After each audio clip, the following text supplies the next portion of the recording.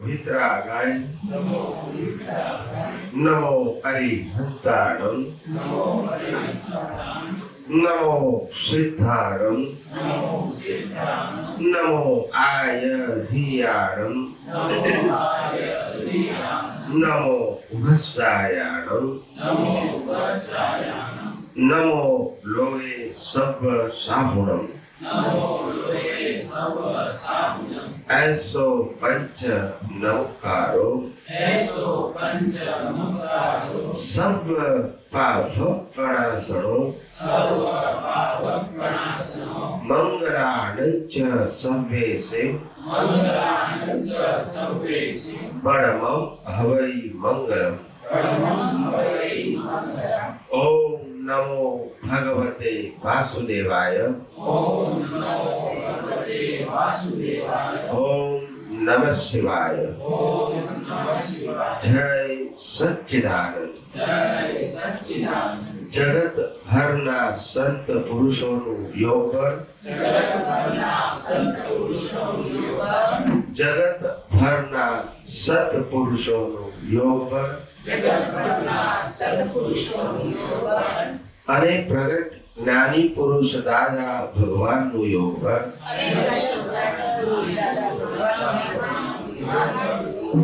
સમસ્ત વિશ્વનું કલ્યાણ કરો, કલ્યાણ કરો, કલ્યાણ કરો.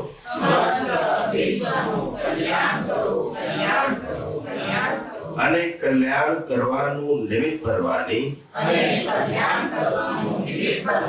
અમ સૌ મહાત્માઓને પરમ શક્તિ આપો, શક્તિ આપો, શક્તિ આપો. જગતના સર્વ જીવો સુખ અને શાંતિને પામો. જગતના સર્વ જીવો સમાધાનને પામો. જગતના સર્વ જીવો મોક્ષને પામો. જગત કલ્યાણ હો, જગત કલ્યાણ હો, જગત કલ્યાણ હો. જય સચ્ચિદાનંદ. માણસે છૂટવાનું છે અજ્ઞાનથી અને છૂટવા માંગે છે સાધનોથી, વ્યક્તિઓથી, સંબંધોથી, સંપત્તિથી છૂટવા માંગે છે. કુદરત કે છે એનાથી ચોરે છૂટવાનું નથી. આ શરીરથી છૂટવાનું નથી, સંબંધોથી છૂટવાનું નથી, સંપત્તિથી છૂટવાનું નથી, સાધનોથી છૂટવાનું નથી, કર્મથી છૂટવાનું નથી. કારણ કે એ બધાથી તો હું જ આપું છું ને હું જ છોડાવવાનું છું. ના સમજાય? શરીરે હું આપું છું ને હું છોડાવવાનું. શ્વાસ પણ કોણ બંધ કરવાનું છે? બોલો. સંબંધો એ આપવાનું છે, છોડાવવાનું કોણ છે? સંપત્તિ એ કુદરત આપવાની છે, લેવાનું છે કોણ? સાધનો કુદરત આપે, લઈ લેશે કોણ? તો જે કુદરત આપીને લેવાની છે એમાં આપણે મહેનત કરવાની છે. કોન્સેપ્ટ સમજો. કુદરત જે આપે છે અને કુદરત જે લે છે એમાં આપણો કોઈ પ્રયત્ન હોય નહીં અને ચાલવાનો પણ નથી. માટે એ ફિલ્ડમાં પ્રયાસ કરવાની જરૂર નથી. કારણ કે કર્મ સત્તાને આધીન છે અને કર્મ સત્તાને આધીન એટલે કોને આધીન? કુદરતને આધીન. જ્યાં આપણી સત્તા નથી ત્યાં આપણે પ્રયત્ન કરું છું, મહેનત કરું છું. વ્યવહારથી બોલવાનો વાંધો નથી, અંદર સમજવાનું કે આ પ્રયત્ન અને વ્યવહાર એ બધું કુદરતી રચના છે અથવા ઉદય કર્મ છે. એટલે આપણને લોડ ના પડે. મારે કરવાનું છે તો પાછો લોડ પડે. હું આટલી મહેનત કરું છું ને કેમ બદલાતો નથી? ફેરફાર કેમ થતો નથી? પણ કેવી રીતે થાય?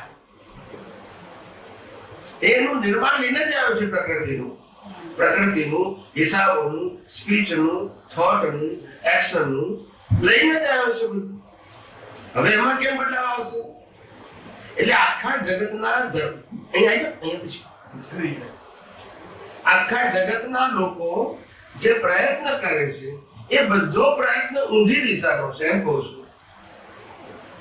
પ્રકૃતિને બદલવા પ્રયત્ન કરે છે, વ્યક્તિને બદલવા પ્રયત્ન કરે છે, સાધન સંપત્તિને સંબંધોને બદલવા પ્રયત્ન કરે છે.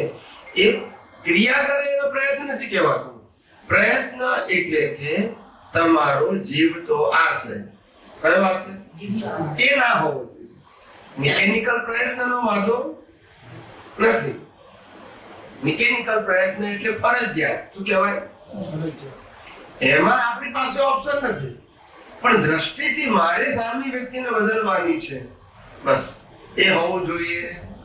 અને એ નહીં હોય તો તમને ટેન્શન પણ આવશે. મિકેનિકલ ભાગમાં ગભડે પ્રયત્ન કરો, પણ એ જીવતા ભાગમાં હોવું જોઈએ. મારે વ્યક્તિને બદલવાની છે, મારે સંજોગોને બદલવાના છે, મારે સાધનોને બદલવાના છે.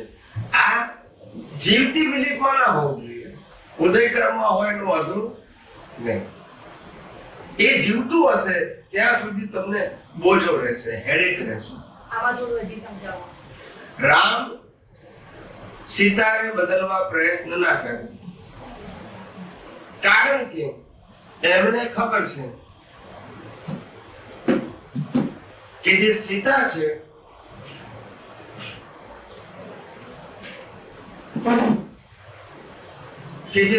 છે એ સીતા એના કર્મો લઈને આવી છે અને રામ એના કર્મો લઈને આવ્યા છે.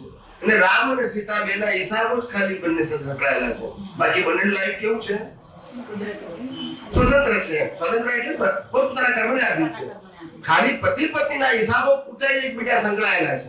બાકી એ સીતાને એના ફાધર સાથેનો હિસાબ, મધર સાથેનો હિસાબ, ભાઈ સાથેનો હિસાબ, બહેન સાથેનો હિસાબ, દીકરા સાથેનો હિસાબ, પરિવાર સાથેનો હિસાબ એ તો જુદો છે પાછો.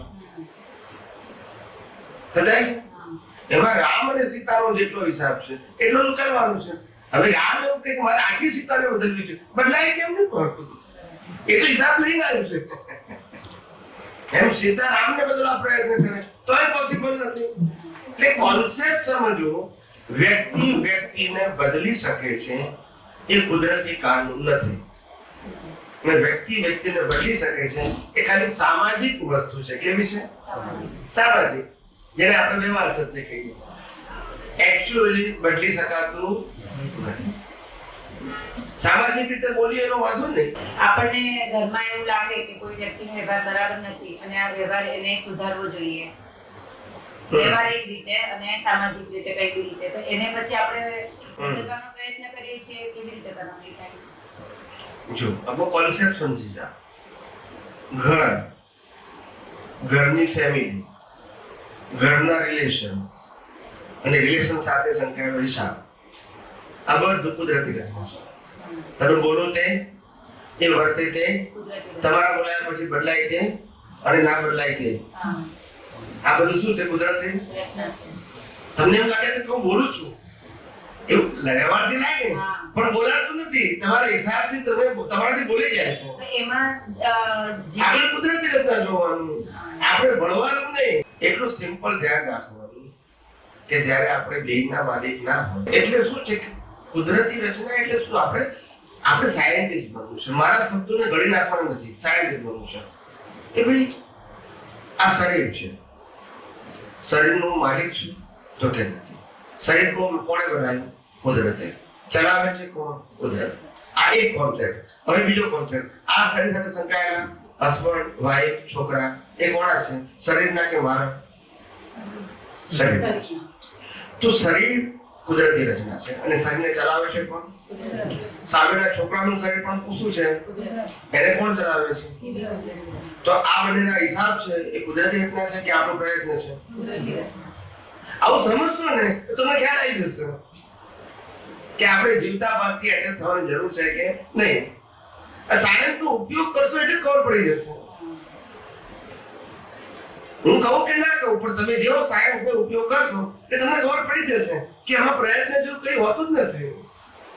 આ રિલેટિવ સત્યથી, સામાજિક વાતોથી, ધાર્મિક વાતોથી આપણે ઊભું થઈ ગયું કે મારે કરવાનું છે. બસ આ અજ્ઞાન જ છે. ખાલી ક્રિયા તો ફરજિયાત છે, પણ અજ્ઞાન છે ને બોજો એનો છે.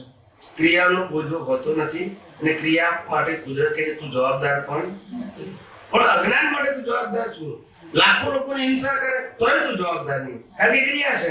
પણ મેં કર્યું એ અજ્ઞાન છે તો જવાબદાર. સમજાય? લાખો લોકોની હિંસા કરે તો કુદરત કે જમા, પણ એવું કર્યું કે મેં કરી તો જવાબદાર છું, કારણ કે આ અજ્ઞાન છે. કુદરત કે મેં કરાવડાવ્યું છે, તું કેમ કહે કે મેં કરી? તું તો મશીન છું. ને મશીને કરાવ્યું છે ને મશીને મારું છે, ચલાવું છું એવું. તું શું કામ માલિકી કરે છે? ને માલિકી કરી તો જવાબદાર તો છું. ખાલી માલિકી જ કાઢવાની છે, ટાઇટલ ઓફ ઓનરશિપ અને ટાઇટલ ઓફ ડોઅરશિપ. સમજો મારી વાત સમજે? વિજ્ઞાન જેમ જેમ ઉપયોગ કરશો તો જવાબ વિજ્ઞાનમાં જ છે, મારી પાસે નથી. પણ તમારી દ્રષ્ટિ પણ ધીમે ધીમે સાયન્ટિફિક બનાવો. હું એટલે કહું તમે સાયન્ટિસ્ટ બનો તો જવાબ એની અંદર છે. એટલે આ કુદરતી એવું અદ્ભુત સાયન્સ ખુલ્લું થયું છે. કુદરતી એવું અદ્ભુત સાયન્સ ખુલ્લું થયું છે, અવિરોધાભાસ, કે હજારો વર્ષોથી કેટલાય થિંકર પીપલોની સાધના હશે કે અમને આવું વિજ્ઞાન મળે. પણ વિજ્ઞાન સાયન્ટિસ્ટ ના હોય ત્યાં સુધી વિજ્ઞાન નીકળે કઈ તરફ? અને સાયન્ટિસ્ટ બન્યા જે લોકો સાયન્ટિસ્ટ હતા ભૂતકાળમાં, જેમ કે શ્રીમદ રાજચંદ્ર બી હતા, દાદા ભગવાન બી હતા, પણ એ લોકોને કહેવાનો સ્કોપ ના મળે. શું ના મળે? કારણ કે એને જે વર્તુળ ભેગું થયું બધું શ્રદ્ધા વાળું. કેવું ભેગું થઈ? હવે જો વિજ્ઞાનની વાત કરે તો ભાગી જાય. મને કુદરતી એવા સંજોગો મળ્યા કે તમને લોકોને વિજ્ઞાનનો રસ પડ્યો એટલે મારા નિમિત્તે વિજ્ઞાન ખુલ્લું. પણ તમને ના પડ્યો હતો હું પડે કેમ? કુદરતી રચના છે. હું બોલું છું તે પણ કુદરતી રચના છે, અને તમે સાંભળો છો અથવા પ્રશ્ન પૂછો છો એ કુદરતી રચના છે. પણ એના નિમિત્તે જે વિજ્ઞાન ખુલ્લું થશે એ લાખો લોકોને કામ લાગશે. તમે બોલો છો તે ઉદય કર્મ છે, હું બોલું છું તે ઉદય કર્મ છે. પણ આ ઉદય કર્મને આજે નીકળેલું વિજ્ઞાન એ ભવિષ્યમાં લાખો લોકોને કામ લાગશે. કારણ કે નીકળ્યું ને, આજે કૃષ્ણની ગીતા નીકળી તો લોકોને કામ લાગી, જેને જેને લાગી હશે તેને. રામની ના નીકળી તો કામ ના લાગે. રામ તો મોક્ષે ગયા, પણ સંજોગ મળવો જોઈએ ને. કૃષ્ણને સંજોગ મળ્યો, અર્જુને પ્રશ્ન પૂછ્યા, કૃષ્ણ ભગવાન જવાબ આપ્યા તો ગીતા નીકળી. તો આજે લાખો લોકોને કામ લાગે છે. પણ રામને કોઈ મળ્યું નહીં એવું પૂછવાનું, એ બી જ્ઞાની હતા, પણ તો જ્ઞાન ના નીકળ્યું તો લોકોને કામ ના લાગ્યું. એટલે પ્રશ્ન માણસ કેટલો પાવરફુલ છે એ એક સબ્જેક્ટ છે, અને એને કેવા સંજોગ મળે છે એ બીજો સબ્જેક્ટ છે. એટલે કેવડીને તીર્થંકર બંને સરકાર છે જ્ઞાનમાં, પણ કેવડીને સંજોગ નથી મળતો બોલવાનો, ઉદય લાવ્યો નથી, ને તીર્થંકર સંજોગ લાવ્યા છે. બાકી બંનેનું જ્ઞાન કેવું છે? આ બધું સમજવું પડે. આપણે આ બધું સમજવું પડે. એટલે એમાં કોઈ ઓછું પાવરફુલ, કોઈ વધારે પાવરફુલ એવું છે નહીં. ઉદય કર્મ બંનેના જુદા છે, જ્ઞાન બંનેનું કેવું છે? સરખું છે. એટલે આ વિજ્ઞાન સમજાશે તો ધીમે ધીમે બધી વસ્તુની ગેર પડશે. પછી અભાવ પ્રભાવ એવું રહેશે. અભાવ બી નહીં થાય ને પ્રભાવ બી નહીં થાય. સમજાય છે? જેમ છે તેમ. શું કહેવાય? એટલે હું કોઈને કહું છું કે આપણે દુનિયામાં કોઈને ખોટા કહેવાનું નહીં.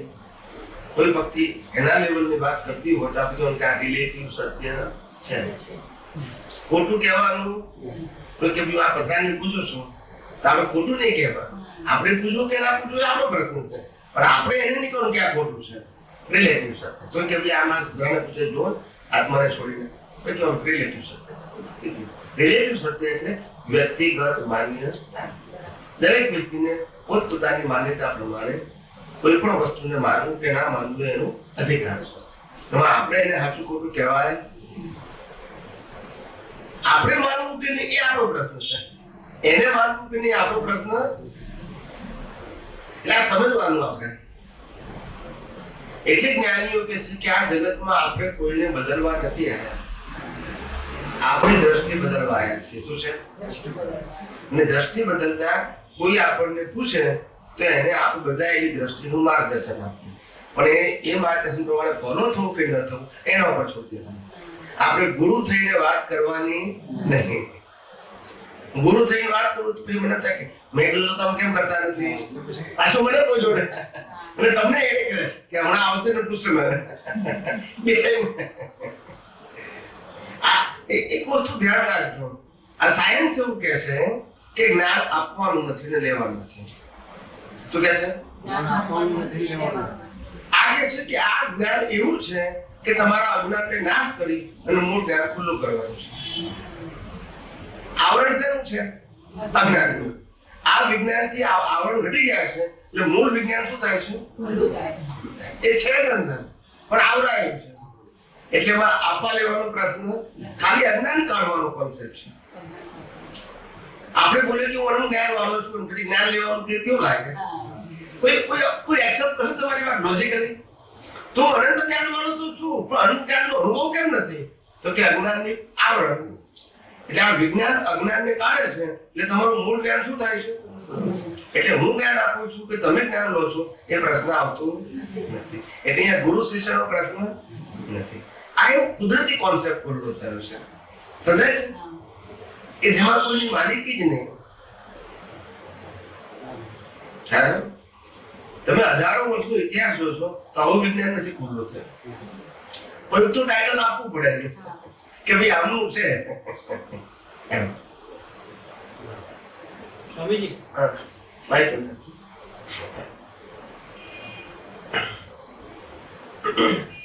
સ્વામીજી, આજે મોક્ષ છે શબ્દ વપરાયો છે ખાલી જૈનમાં જ વપરાયો છે કે બીજા ધર્મમાં પણ વપરાયો છે? મોક્ષ શબ્દ જૈનોમાં વપરાયો છે અને વેદાંતમાં મુક્તિ શબ્દ વપરાયો છે. મુક્તિ શબ્દ છે. થોડા બંનેના પ્રેઝન્ટેશન જુદા છે. કારણ કે વેદાંતમાં મોક્ષ એટલે શું? મૂળ આત્મામાં ભળી, પરમ શક્તિમાં ભળી જવું, એ વેદાંતનો શબ્દ છે. અને જૈનિઝમમાં પ્રત્યેક આત્મા મુક્તિ પામે ત્યારે પોતાનું જે રિલેટિવ એક્ઝિસ્ટન્સ છે એ ખલાસ થઈ જાય અને સનાતન એક્ઝિસ્ટન્સ એનું સ્થાપિત થઈ જાય સિદ્ધ ક્ષેત્રમાં. આ જૈનિઝમમાં છે. વેદાંતમાં એમ કે છે કે જે પરમ તત્વ છે એમાં આપણું જે તત્વ છે એ ભળી જાય છે. ત્યારે એટલે મૂળ વાત એ કહેવા માંગે છે, એટલે બંનેના એંગલ જુદા છે. આમ તો વાત બંને એક જ છે પણ એક વ્યૂ પોઈન્ટ જુદા છે, પ્રેઝન્ટેશન જુદું છે. કારણ કે સિદ્ધ ક્ષેત્રમાં જાઓ એટલે તમારું વ્યક્તિગત એક્ઝિસ્ટન્સ હોવા છતાં વ્યક્તિગત એક્ઝિસ્ટન્સ રહેતું નથી કારણ કે બધા ઇક્વલ છે. You cannot identify one soul to another soul. સમજાય છે? આપણે દરિયો છે, બરાબર છે? દરિયામાં પાણી છે, એમાંથી આપણે ચમચીનું પાણી લીધું તો ચમચીનું પાણી શું કહે છે કે મારું સ્વતંત્ર અસ્તિત્વ છે. તો દરિયામાં નાખી દીધું તો પાણી તો એનું જ છે. So that is simple. Micro difference છે પ્રેઝન્ટેશનમાં, પણ વાત બંને એકની એક જ છે. બાકીના ધર્મમાં છે કે નહીં? જેમ કે છે. મુસલમાન, ક્રિશ્ચિયન. મુસલમાનમાં નથી, ક્રિશ્ચિયનમાં નથી, આપણા હિન્દુ ધર્મો બધામાં છે. પણ એ લોકો સાલ્વેશનને માને છે. સાલ્વેશન અને હેલ એટલે હેલ ને હેવનમાં માને છે. સાલ્વેશન અને કયામત કે દિન એ મુસલમાનમાં માને છે. અલગ અલગ શબ્દો વપરાયા છે અને એ લોકો આત્માને નથી માનતા પણ એક રૂહ છે, એક શક્તિ છે, એ ક્રિશ્ચિયનમાં માને છે, મુસલમાનમાં માને છે. શબ્દો જુદા છે, ટર્મિનોલોજી, પણ કંઈક એવું છે એવું માને છે. હવે શું છે એ લોકો એ બધા ધર્મો આપણે વ્યવહારથી કહીએ છીએ. આ તો એ બધા ધર્મો અંડરડેવલપ છે સ્પિરિચ્યુઅલના લેવલે. ધીમે ધીમે વિકાસ થતા એના વાત સમજાશે. જેમ કે સ્વામિનારાયણમાં એમ કહે છે કે ભગવાન તમને લેવા આવશે. આ જે શબ્દ છે સમજવો મુશ્કેલ છે. ત્યારથી આપણે આ વિજ્ઞાન સમજ્યા છે ત્યારથી એવું લાગે છે કે કઈ બાજુ સમજવું એ આજના ધર્મ ગુરુએ બનાવેલી છે વાતો છે. સ્વામિનારાયણ ધર્મમાં પણ આત્માની વાત લખેલી છે. સ્વામિનારાયણ ભગવાને જ કરી છે. પણ હવે એવું છે કે હંમેશા કેવું થાય છે કે કૃષ્ણ ભગવાને પણ આત્માની વાત લખેલી છે. પણ હવે કેવું થાય છે કે કૃષ્ણ ભગવાન વૈકુંઠમાં લઈ જશે એટલે આજના ધર્મગુરુ એમને મીડિયા બનાવી દીધા કે now you know the value of Krishna better than soul. તમારે શું કે દાદા ભગવાન તમને લઈ જશે એટલે મીડિયા કોને મૂકી દીધો? સિમંદર સ્વામી લઈ જશે મીડિયા કોને મૂકી દીધો? નાવ you know the value of Simandhar. એટલે ધર્મગુરુ બધી મીડિયા મૂકે છે. એનું મારું કામ મીડિયાને ખલાસ કરવાનું છે. જેમ છે તેમ જાણો પછી સંપ્રદાય થઈ જશે. પાછો બધા કે ભાઈ અમે તો વૈષ્ણવ છે, સિમંદર સ્વામીને શું કામ માનીએ? અમે તો કૃષ્ણને માનીએ છીએ, અમે તો શિવને માનીએ છીએ. તો પાછું માનવાનું આવ્યું રિલેટિવ સત્ય શું થઈ ગયું? એટલે હું આપણા કોન્સેપ્ટ ધીમે ધીમે ઉડાડી દઉં છું. ક્યાં આવે ને લોકો તો કરવાના જ છે. જો લોકો તો કારણ કે લોકોને શું છે કે પ્રવચનકારોને આધાર જોઈએ છે, પોતાનું ફોર્મેટ છે એ ચલાવવા માટે આધાર ના જોઈએ સાહેબ. એ આધાર ના બોલે તો પછી કોણ માને? આજે ટાઇટલ સિમંદર સ્વામી, દાદા ભગવાન, સચ્ચિદાનંદ સ્વામી રિચ્યુઅલ્સ કાઢી નાખો તો કોઈ માને? પછી તમે વિચાર કરો, માને કોઈ? એક સિમંદર સ્વામીને કાઢી નાખો, દાદા ભગવાનને જ્ઞાની કાઢી નાખો, પછી ત્રિમંદિર કાઢી નાખો અને રિચ્યુઅલ્સ કાઢી નાખો તો પછી કોઈ માને? કોઈ પછી એમને માને? સમજાયું કે નહીં? આપણે પહેલેથી ફોર્મેટની વાત નથી કરતા એટલે લોકો માને છે. પણ એકવાર ફોર્મેટની સિસ્ટમમાં તમે સેટ થઈ જાઓ પછી કાઢી નાખો તો તમને કોણ માને? પછી હવે એ લોકોને ફોર્મેટને જ ફોલો કરવું પડે. તમે જે પરંપરામાં આગળ વધેલા છો એને તમારે ફોલો કરવું તો જ લોકો તમને એક્સેપ્ટ કરશે. અમારો વિરોધ કરે કારણ કે તમે ફોર્મેટમાં છો. પણ ધીમે ધીમે એમાંથી થિંકર પીપલ કહેશે કે નહીં, વાત તો એમની બરાબર છે. એટલે આજે બધાએ સિમંદર સ્વામી હોય કે દાદા ભગવાન હોય કે કૃષ્ણ હોય કે આપણે સ્વામિનારાયણ ધર્મના સ્વામિનારાયણ ભગવાનની વાત હોય, આ બધાને ટેકા આ નામ એટલા માટે મૂકે છે કે you follow the media, with this help of the media you go to the moksha. એટલે તમે એને બચો એમ. એટલે actually the projection of format by this way or that way તો તમારે મૂકવું પડે. આજે મારા દાદા ભગવાનની વાત કરી હોય તો જ્ઞાન અને પાંચ આજ્ઞા ના મૂકો તો પછી શું થાય? તો કોઈ મિનિંગ જ નથી પછી. એટલે મૂકવું જ પડે મારે. એટલે દરેક વસ્તુના ફોર્મેટમાં આવી ગયા એટલે યુ હેવ ટુ ફોલો. આપણે સાલ્વેશનની વાત કરી, નર્ક અને સ્વર્ગ, ત્યાં આગળ આપણું ધર્મ બંધાય છે? ના, મનુષ્ય સિવાય કોઈ જગ્યાએ બંધાતું નથી. મનુષ્ય સિવાયની બધી ગતિઓમાં ખાલી સફરિંગ છે, વન વે સફર, નો ક્રિએશન. જો એ સફરિંગ હોય, જ્યારે આપણને સફરિંગ થાય છે ત્યારે જ આપણે મોક્ષ તરફ જઈએ છીએ. આપણને લાગે છે કે આપણે મોક્ષ જઈએ, આપણે આનાથી સુખમાં જઈએ. જ્યાં આપણને ખબર નથી પડતી નર્કમાં કે હું ભોગવું છું, ત્યારે શું થાય છે? એટલે એ સમજવાનું આત્મા છે ત્યાં આગળ. શું છે? આત્મા છે. ડિસ્ચાર્જ પ્રતિષ્ઠિત આત્મા છે, બોડી છે, ખાલી લાઈવ પ્રતિષ્ઠિત આત્મા નથી. લાઈવ નથી કે જે ખબર પડતી ખબર પડે ને, ભોગવટાની ખબર પડે, ક્રિએશનની ના પડે કારણ કે લાઈવ નથી. ડિસ્ચાર્જ છે એટલે ભોગવટો છે ને સાહેબ. જ્યારે ભોગવટો છે ત્યારે તમને એમ થાય છે કે ના આમાંથી છૂટી જાવ ને પાછું એ ના કરી શકું. એટલે પુરુષાર્થ નથી તો હું શું તમને? એનો મતલબ એવું થયો કે આ મોક્ષમાં ખાલી ડીલે ટાઈમ છે. જ્યારે તમે સ્વર્ગ અને નર્કની વાત કરો છો ત્યારે તમારા મોક્ષના માર્ગમાં આ એક ડીલે છે. તમારું જે પણ પાથ છે એમાં આટલા વર્ષો સુધી તમારે ટાઈમ ડીલે થાય તમારા મોક્ષમાં. કારણ કે તમે એમ કહો કે 1 લાખ વર્ષ તમે સ્વર્ગમાં ગયા તો તમારો 1 લાખ વર્ષ ગયા. સ્વાભાવિક જ છે ને, સિમ્પલ વસ્તુ છે. બરાબર છે. there is no way. તમને સ્વર્ગમાં પણ એવું થતું નથી કે લાવ હું પાછો ચોઈસ જ નથી ને, તમે સમજ્યા ને? ચારેય ગતિમાંથી એકે ગતિમાં તમારી પાસે ચોઈસ નથી કે તમારે આયુષ્ય વધારવું ઘટાડવું. તો આપણને અહીંયા મનુષ્ય દેહમાં ડર છે નર્કનો, બરાબર છે, પણ નર્કમાં ગયા પછી નર્કનો ડર નથી કારણ કે આપણને ખબર જ નથી. કારણ કે નર્ક ગતિમાં બોડી જેવું આપે છે કે તમને લાખ વખત કાપી નાખે તો મરો નહીં તમે, જ્યાં સુધી હિસાબ પૂરો ના થાય ત્યાં સુધી. બોડી જેવું આપે છે. મર્ક્યુરી 12 જેવું કાપી નાખો જોઈન્ટ થઈ જાય, કાપી નાખો જોઈન્ટ થઈ જાય, 100 ટુકડા કરી નાખો તો જોઈન્ટ થઈ જાય. કારણ કે મર્ક્યુરી જેવું આવું બોડી નથી. સમજાય છે? ત્યાં આગળ તમારી પાસે વિચાર કરવાની સ્વતંત્ર શક્તિ નથી, ખાલી ભોગવવાની શક્તિ છે. કેમ? કારણ કે ડિસ્ચાર્જ સાથે જોડાયેલી છે.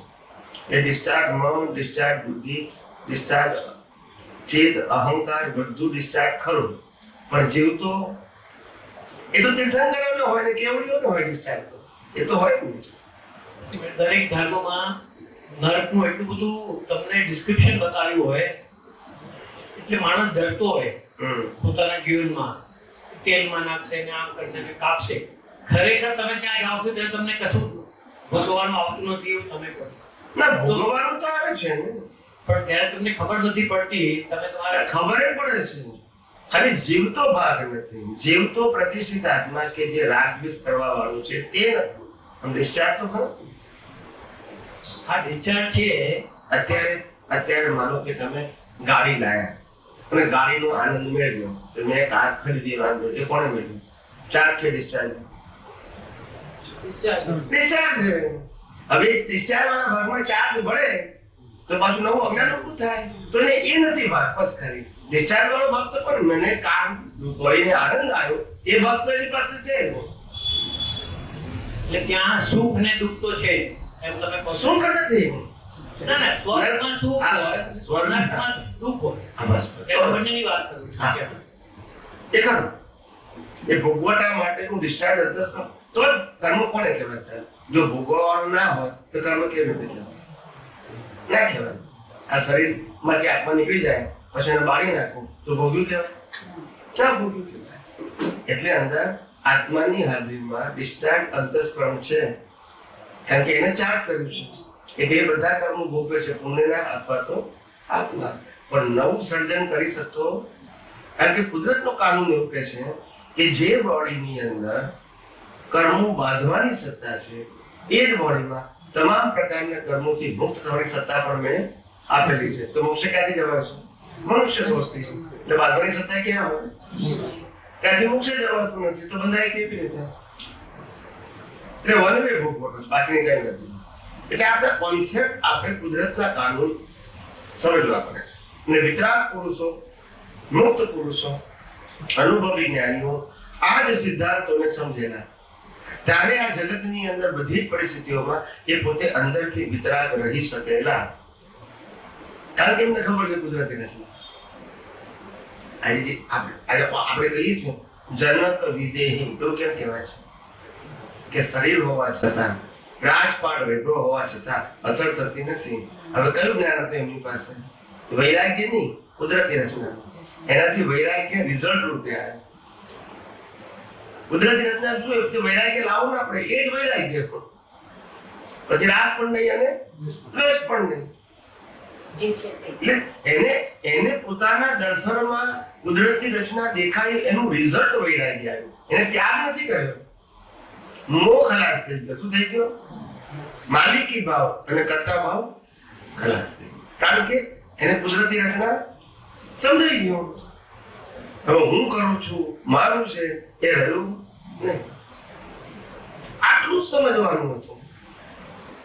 આ સ્વર્ગ અને નર્કમાં એમ કહેવાય છે કે સ્વર્ગની લાઈફ બહુ મોટી હોય છે વર્ષો જે પણ તો સ્વર્ગ આપણા માટે વધારે ડેન્જરસ છે મોક્ષ માર્ગમાં કારણ કે તમે એટલા વર્ષ તમારું મોક્ષને ડિલે કરો છો તો એ હા એવું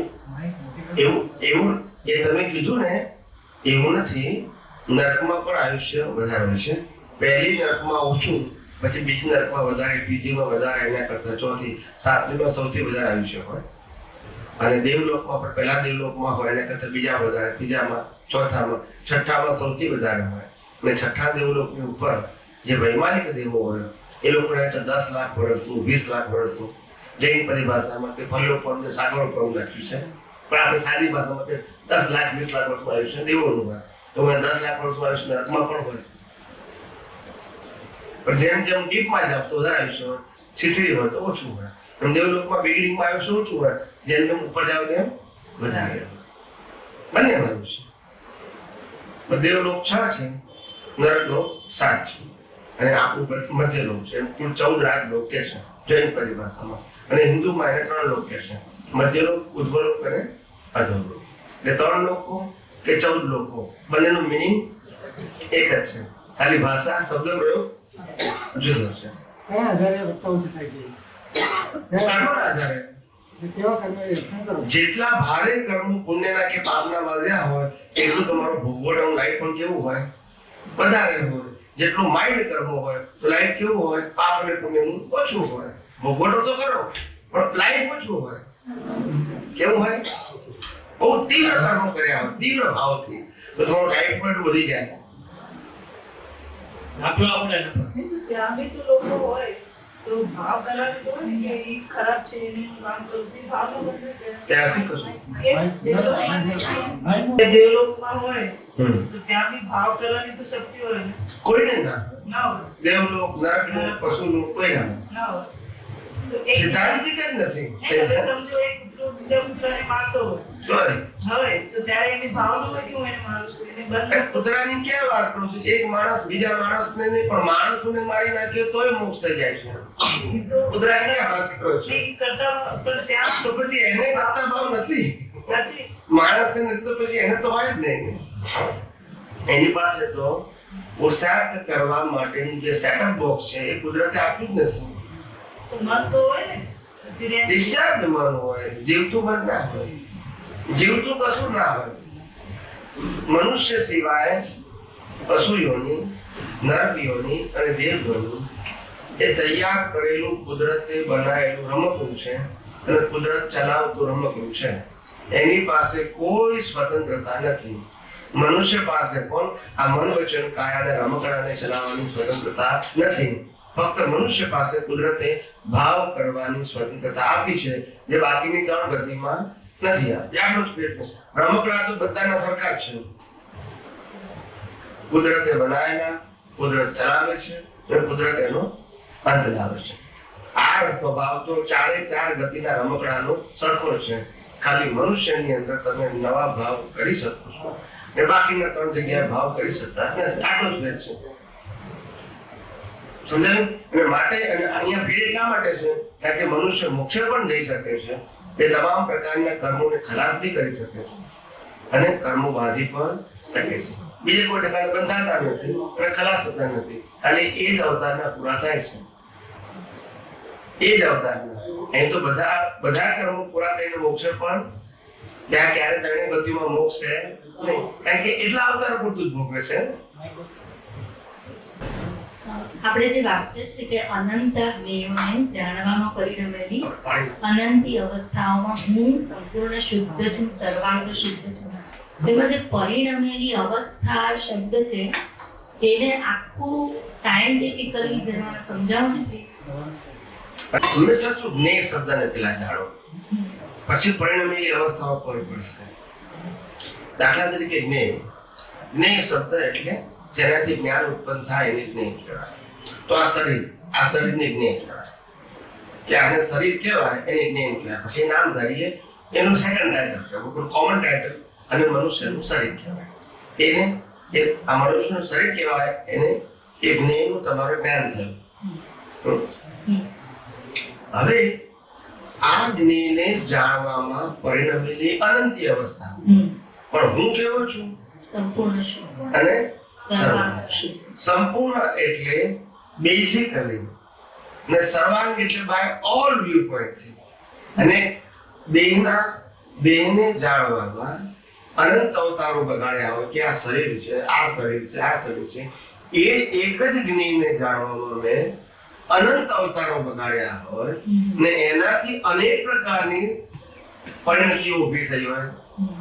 ખ્યાલ આવ્યો? એ પરિણતિઓમાં પણ હું બેઝિકલી એને બાય ઓલ એંગલથી પણ હું કેવો છું? સંપૂર્ણ અને સર્વાંગ શુદ્ધ છું. એક જ જ્ઞેય ને જાણવા અનંતી અવસ્થાઓ. જ્ઞેય તો એક જ છે પણ એની જાણવાની અવસ્થાઓ અનંત છે.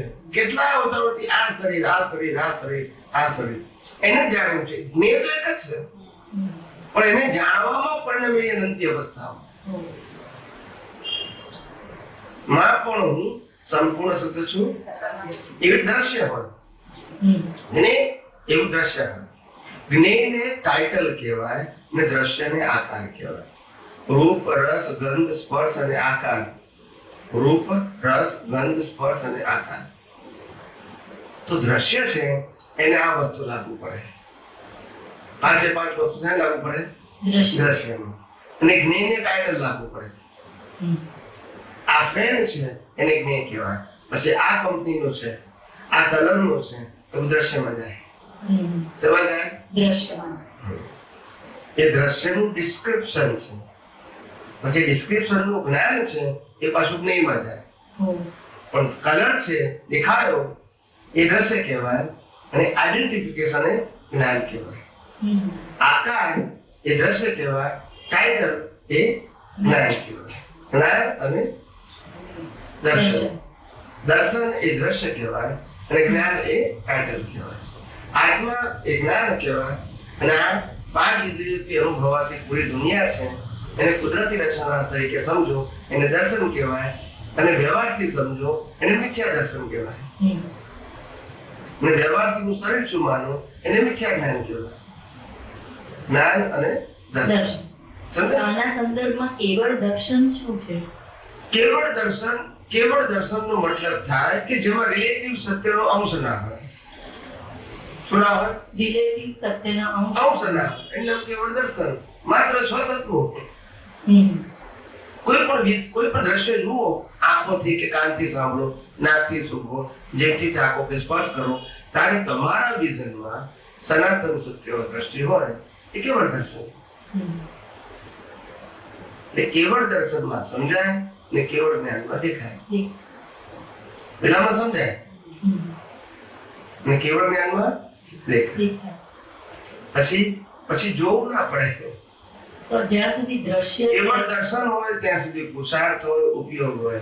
કેવળ જ્ઞાન હોય પછી પુરુષાર્થનો ઉપયોગ ના ના હોય. તો અત્યારના સ્ટેજમાં અમને એટલે આ લોકો કહે કે આત્મા કેવળ જ્ઞાન દર્શન વાળો છે, ખોટું છે. કેવળ જ્ઞાન વાળો છે. પણ હવે તો વ્યવહારમાં તો બધું ચાલે. એટલે કેવળ અત્યારના જ્ઞાન વાળો સ્ટેજમાં દર્શન ના હોય. ના, અત્યારના સ્ટેજમાં દ્રશ્ય છે, પછી દ્રશ્યના ઉપર એક જ્ઞેય થાય છે, પછી એ જે જ્ઞાનમાં સમજાય છે એ વખતે પરિણમન થતી અવસ્થા છે, અને એ બધું જ્યાં જે પ્રકાશમાં થાય છે ત્યાં પેલો સર્વાંગ શુદ્ધ પ્રકાશ છે. શુદ્ધ જ છે. પ્રકાશ ખરડાતો જ નથી. આ લાઈટ છે, બરાબર છે. હવે આપણે 365 દિવસ લાઈટ કરી છે. હવે લાઈટની આગળ આપણે મારામારી કરીએ કે પ્રેમ કરીએ, ગુસ્સો કરીએ, ગમે તે કરીએ, ખાઈએ, ધમાલ કરીએ, એના પ્રકાશને શું લેવા દેવા? પ્રકાશ ખરાબ થાય? ના, આ જળ પ્રકાશ છે, એવો આ ચેતન પ્રકાશ છે. બરાબર. પ્રકાશને અસર થતી નથી, પણ પ્રકાશની હાજરીમાં જે રોંગ બિલીફ થઈ, મને થયું, મેં કર્યું, બસ એ અજ્ઞાનનું કારણ. સમજાય? ક્રિયા અજ્ઞાન નથી. ક્રિયા અજ્ઞાન નથી. સાધન અજ્ઞાન નથી. શરીર અજ્ઞાન નથી. સંપત્તિ અજ્ઞાન નથી. સંજોગો અજ્ઞાન નથી. દ્રષ્ટિમાં અજ્ઞાન છે. ને કાઢવાનું શેમાંથી છે? દ્રષ્ટિમાંથી. બહારથી ફેરફાર કરવાનો નથી. કરી શકીએ એમ પણ નથી. કુદરતી સત્તા. એટલે આ આખો જે કોન્સેપ્ટ સમજ કરો ને ત્યારે તમને ખ્યાલ આવશે ત્યાં કેટલું એક્ઝેક્ટ વિજ્ઞાન છે. વિતરાગોને કેવું વિજ્ઞાન અનુભવમાં આવ્યું છે. ત્યારે આ જગત આખું નિર્દોષ દેખાય. આખી ભ્રાંતિ નથી, નિર્દોષ છે. મારામારી કરતા હોય આપણને નિર્દોષ દેખાય એ તો મને, પણ ના, એમની દ્રષ્ટિમાં રિલેટિવ સત્યનું વિઝન જ ના હોય. પછી દોષિત કેવી દેખાય? ના.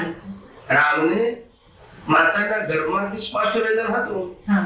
હવે જયારે કૈકેયીએ કીધું કે તમારે વનવાસ જવાનું છે, તો કૈકેયી દોષિત દેખાય? ના દેખાય, કારણ કે કુદરતી રચના.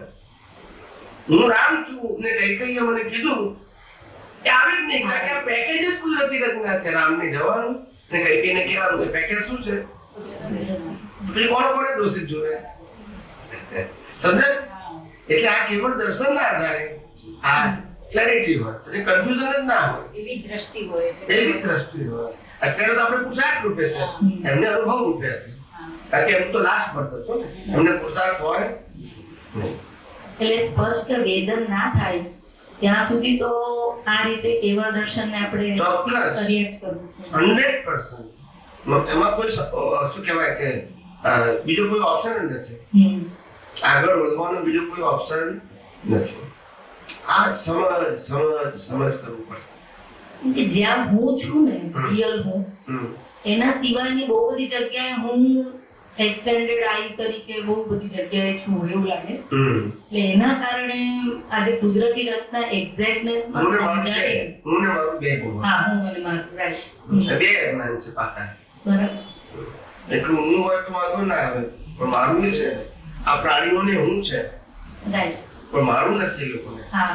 આપણા જેટલું હોય, માયલો હોય. હા. આપણે હું કરતા મારું વધારે ઘર છે ખ્યાલ આવ્યો? એટલે આ મોટા ભાગે રાગદ્વેષ થવાનું કારણ હું કરતા મારું વધારે છે. બરાબર. માલિકી ભાવ શું કહેવાય? માલિક. એ તો આપણને નડે છે. એટલે તો આ સમજાવું છું. કુદરત કહે છે ભાઈ આ જગતમાં તું તારા શરીરનો માલિક નથી, પછી સાધન સંપત્તિ સંબંધો અને સત્તાનો માલિક કેમ થાય છે? આ બધા શરીરે મેં આપ્યું છે ને સંજોગો મેં આપ્યા છે ને સંજોગોને ભોગવવા માટે હવા પાણી ખોરાક કે હું જ આપું છું ભાઈ. તો શું કામ માલિકી કરે છે? શ્વાસ હું આપું છું, પાણી હું આપું છું અને વનસ્પતિ હું આપું છું. તું કેમ માલિક કરે છે? આ પંચમહાભૂતો શરીરના છે તે માને છે. તારું શું છે? માટે માલિકી કરે જ નહીં. અને મેં કર્યું હોય ના બોલી છે, કારણ કે મશીનને ચલાવવાની સત્તા મારી પાસે છે, કુદરત પાસે છે. ભલે ને મશીન લાખ માણસો કાઢી નાખ્યા, એક પણ પાપ નહીં લાગ્યો. જો તું મશીનનો માલિક નહીં હોય તો માલિક થી તો પાપ લાગશે. કેવું કુદરતનું કામ કેવો ક્લિયર છે. માટે કહીએ છીએ કે લાખો લોકોની હિંસા કરનારો પણ મોક્ષે કેમ જાય? એનું કારણ માલિકી નથી. આજે ગરમી લાગતી હોય ને કોઈ વ્યક્તિ મને પંખો નાખે ભાવથી તો એને પુણ્ય બંધાય. ને આ એસી ઠંડક આપે તો એને પુણ્ય ના બંધાય. કેમ એવું? કારણ કે એમાં કરતા ભાવ નથી ને. શું નથી? પેલામાં કરતા ભાવ છે. હું સેવા કરું છું એટલે પુણ્ય બંધાય. अब तो समझવું પડે. શરીર તો મશીન જ છે એનું ને, પણ અજ્ઞાન છે ને. કર્મ શેનાથી બંધાય છે? અજ્ઞાન. ક્રિયાથી બંધાતા નથી. પણ ક્રિયા સાથે મેં કર્યું એ કોન્સેપ્ટ સમજો બરાબર. મન વચન કાયાની કોઈ પણ ક્રિયાથી કર્મ બંધાતા નથી. પણ અજ્ઞાન જે છે માલિકી પણ કરતા પણ એનાથી નવા કર્મો બંધાય છે. એ કોન્સેપ્ટ સમજવાનો છે. પછી કઈ ક્રિયા ઇમ્પોર્ટન્ટ? પછી આપણે કે બે આરતી કરેલો પુરુષાર્થ કહેવાય કે નહીં? માળા ગમ કે સબ્જેક્ટ જ ના આવે ને. એ બધું શેમાં ગયું? ક્રિયામાં. ક્રિયા માત્ર કુદરતી રચના છે. પછી કઈ ક્રિયા ઇન ડિટેલિંગ પૂછવાની જરૂર પડે નહીં. એમ રિલેટિવ સબ્જેક્ટમાં પ્રશ્ન હોય, સનાતન સત્યમાં પછી પ્રશ્ન ના હોય. ક્યાં ક્રિયાને પુરુષાર્થ કહેવાય કે નહીં? એટલે સિદ્ધાંત સમજો તો બધું ઉકેલાઈ જાય. શું આવી જાય? બધું ઉકેલાય. એક ભાઈએ કીધું કે સ્વામીજી અમારે પ્રતિક્રમણ કરીએ, પ્રતિક્રમણ દોષોના પ્રતિક્રમણ તો બીજા અવતારમાં ભોગવવા ના પડે ને આપણે. આજે હું દોષ કરું એનું પ્રાયશ્ચિત કરી નાખું તો બીજા અવતારમાં મારે ભોગવવા ના પડે. તો તારી વાત સાચી છે કે કર્મ પીડ તું જ કરે છે ને પ્રાયશ્ચિત તું કરે છે, એટલે કર્મ તારા ભોગવવા ના પડે અથવા તો હળવા થઈ જાય. શું થઈ જાય? એ વાત સાચી. પણ અજ્ઞાન એનું એ જ રહેશે. શું રહેશે? કયું અજ્ઞાન? મેં ભૂલ કરી છે ને મારે માફી માંગવાની છે. આ બે અજ્ઞાન એમ રહ્યા. કુદરત કે છે તું ભૂલ કરતો માટે તારે માફી માંગવાની નથી. પણ આ બે અજ્ઞાનથી તારું આ દોષ હળવો થશે. એટલે અજ્ઞાન તો પાછું મજબૂત થશે, નીકળશે ને. સમજાય છે? ખ્યાલ આવ્યો? તો કે માફી માંગવી કે નહીં? મેં કીધું પાપનો ડર હોય ને શરીરની માલિકી હોય તો માફી માંગવાની. ના સમજાય? ના સમજાય? એક બાજુ કે હું શુદ્ધાત્મા છું, અવિનાશી છું, બીજી બાજુ તો પાપનો ડર છે. પણ બે વસ્તુ ક્યાંથી બને? કોન્સેપ્ટ ક્લિયર નથી ને. એટલે મેં પહેલા જ કીધું કે પ્રતિક્રમણ એ ભય સંજ્ઞાથી કરો છો. કોઈ પણ ધર્મમાં પણ સંજ્ઞા કઈ છે? ભય સંજ્ઞાથી જ પ્રતિક્રમણ થાય. બાકી સમર્થ પુરુષો કરે નહીં કોઈ પ્રતિક્રમણ. જે ભોગવવાનો એ ભોગવે.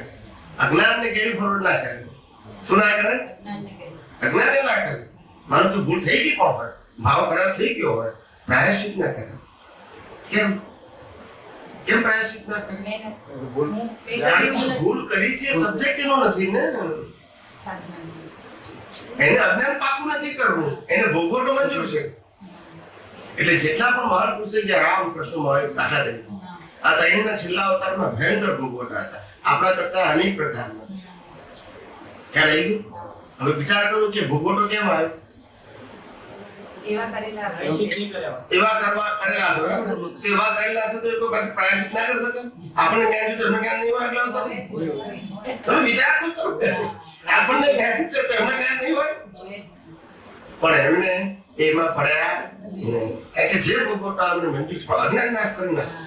તે અજ્ઞાન નાશ કરી નાખ્યું એટલે ભયંકરમાં ભયંકર ભોગવટા આવે પણ લાગે નહીં.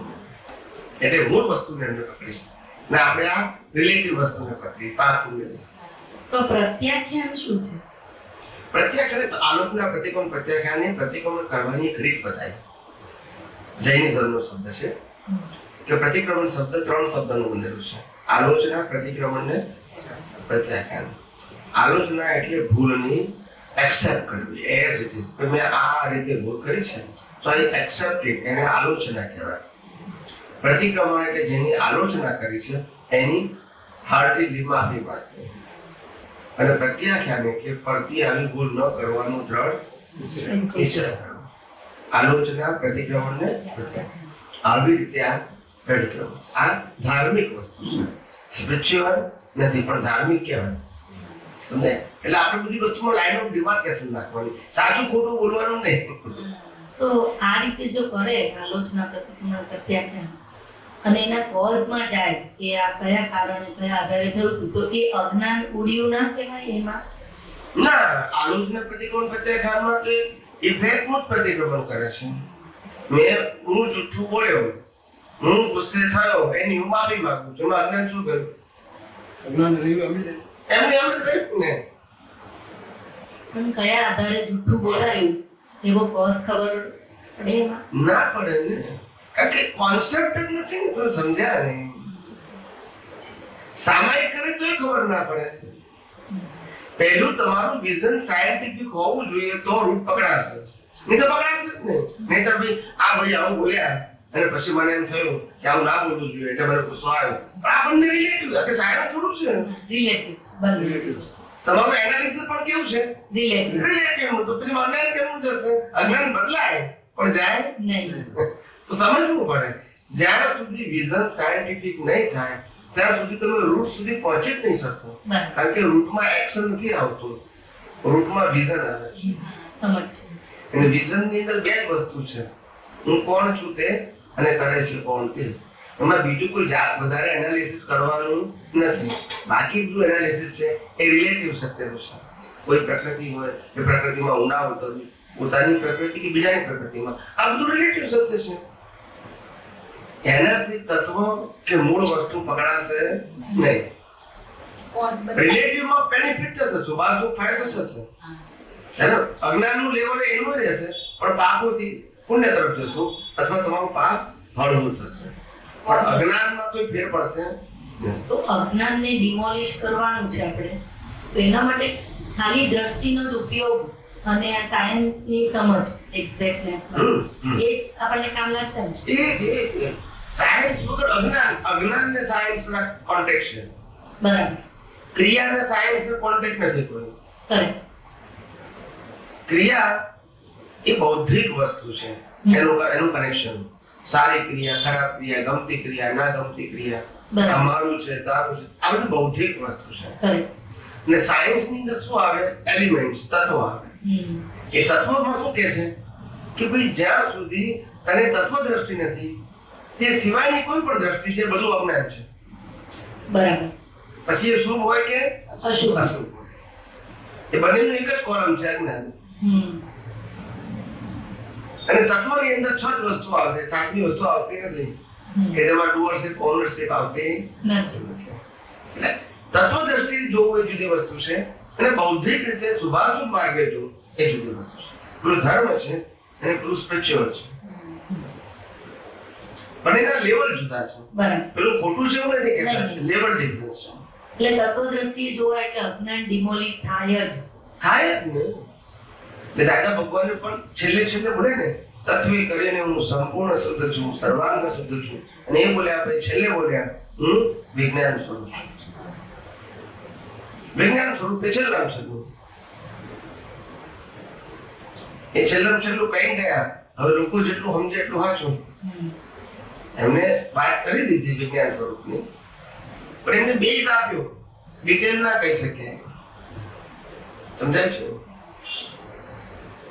એટલે જ્ઞાની પુરુષની જયારે વાત કરીએ ત્યારે આપણને ખ્યાલ આવે કે એમની પાસે જ્ઞાન તો અનુભવનું ખૂબ ઉડાડવાનું હતું, પણ એક્સપ્લેન કરવાના જે સર્કમસ્ટાન્સીસ છે એ સિવાય કશું કરી શકે નહીં. કોઈ ના મહાવીર ના કરી શકે. મહાવીરની પહેલી દેશના નિષ્ફળ ગઈ. રામ અને કૃષ્ણ પોતે આખી લાઈફમાં 25 માણસને ઉપદેશ ના આપી શકે. આખી લાઈફમાં શું કરો? આવડા મોટા જ્ઞાની સંજોગ કોણ લાવે? સંજોગ કોણ ઉભા કરી શકે? મારી દુકાનની પહેલી દેશના નિષ્ફળ ગઈ. વિચાર કરો.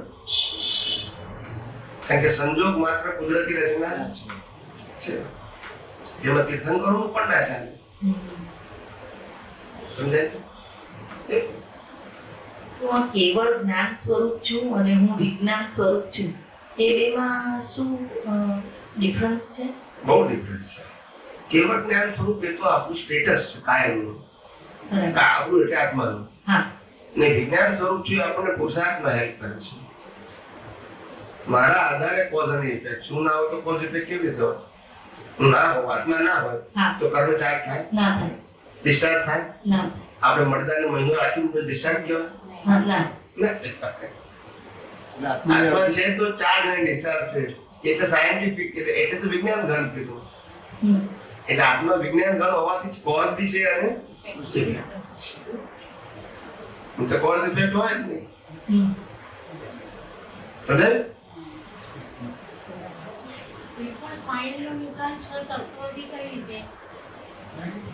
કોઈ પણ ફાઇલનો નિકાલ કરવો હોય તો 6 તત્વોનો કઈ રીતે એપ્લાય કરીને નિકાલ કરી શકાય? અત્યારે આપણે 6 તત્વો રૂપે વિગતવાર ન રહેતું હોય તો ખાલી બે દ્રષ્ટિ જોવાનું.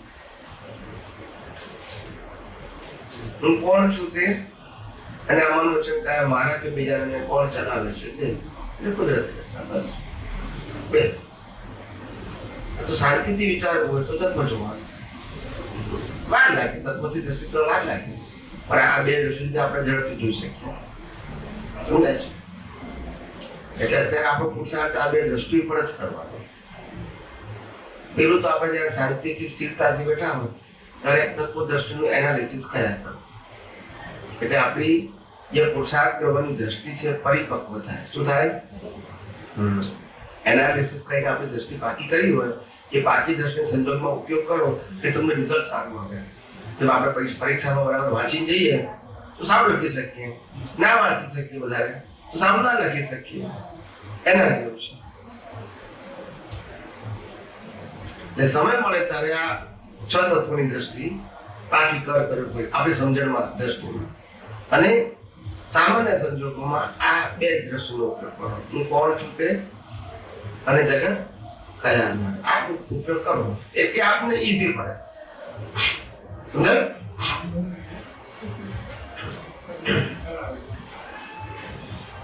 હું કેવળ જ્ઞાન સ્વરૂપ છું એ તો હું છું જ, અને હું વિજ્ઞાન સ્વરૂપ છું એ અચીવ કરવાની વસ્તુ છે.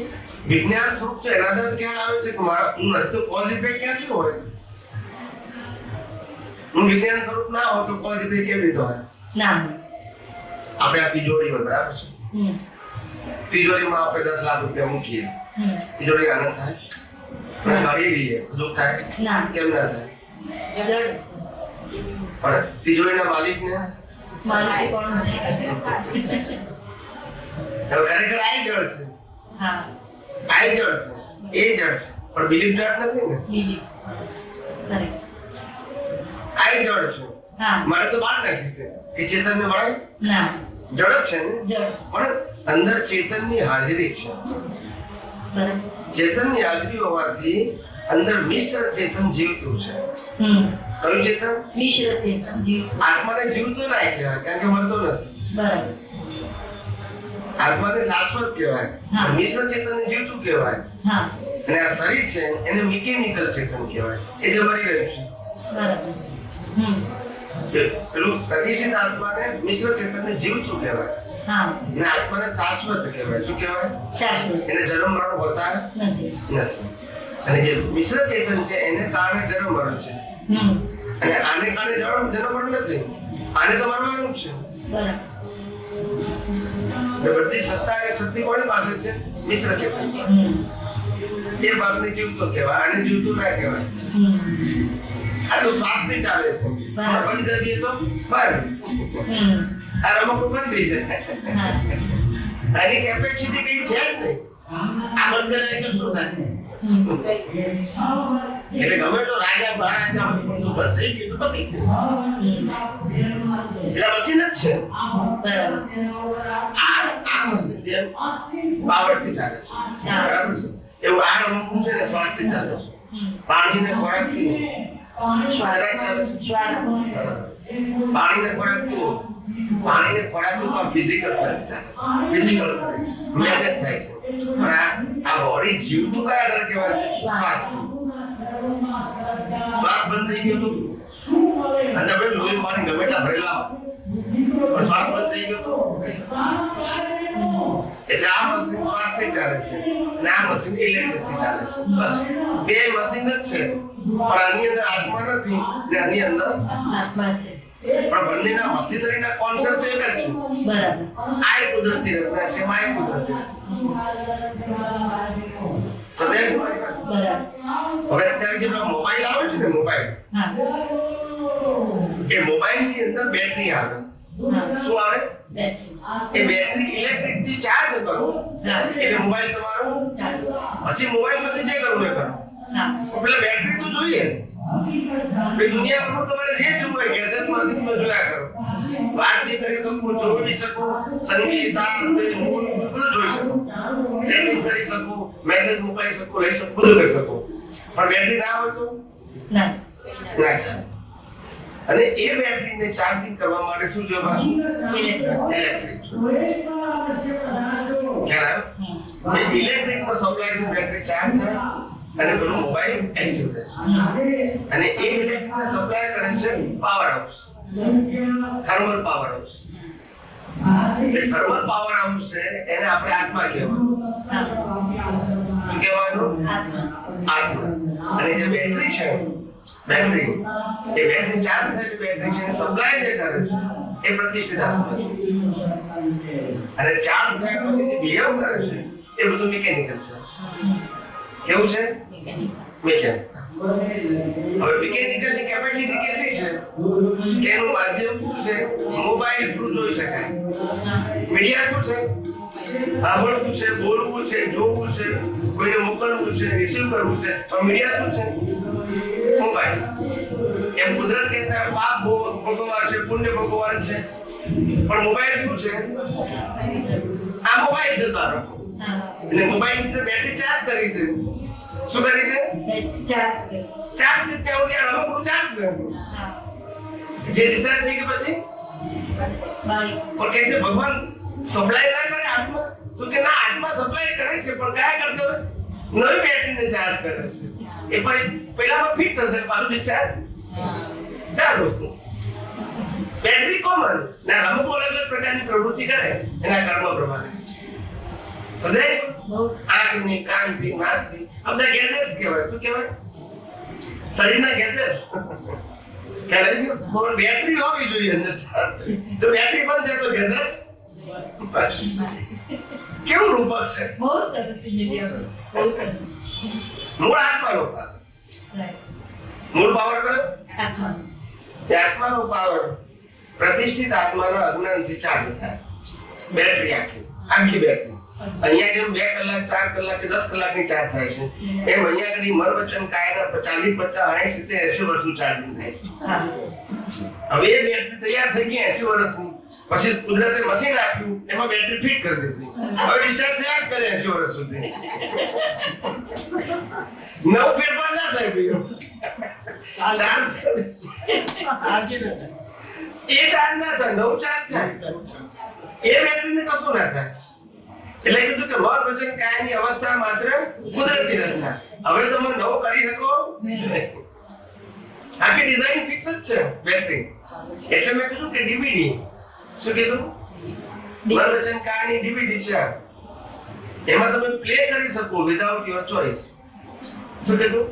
You can play but without your choice. એ જે વિચાર કરવાનું છે, જે બોલવાનું છે, જે વર્તવાનું છે, એ બધું ફિક્સ જ છે ડ્રામા. ડ્રામા કરવાનો ખરો, પણ ચોઈસ નહીં. કારણ કે ડ્રામા ફિક્સ થઈ ગયો છે, લખાઈ ગયો છે. એને તમારે ખાલી પ્લે કરવાનું છે. જેમ રામાયણનું પાત્ર ભજવતો રામનું, તમારો ડાયલોગ તો ફિક્સ જ છે, એક્શન એ ફિક્સ છે. ખાલી હું પ્લે કરું છું એટલું જ.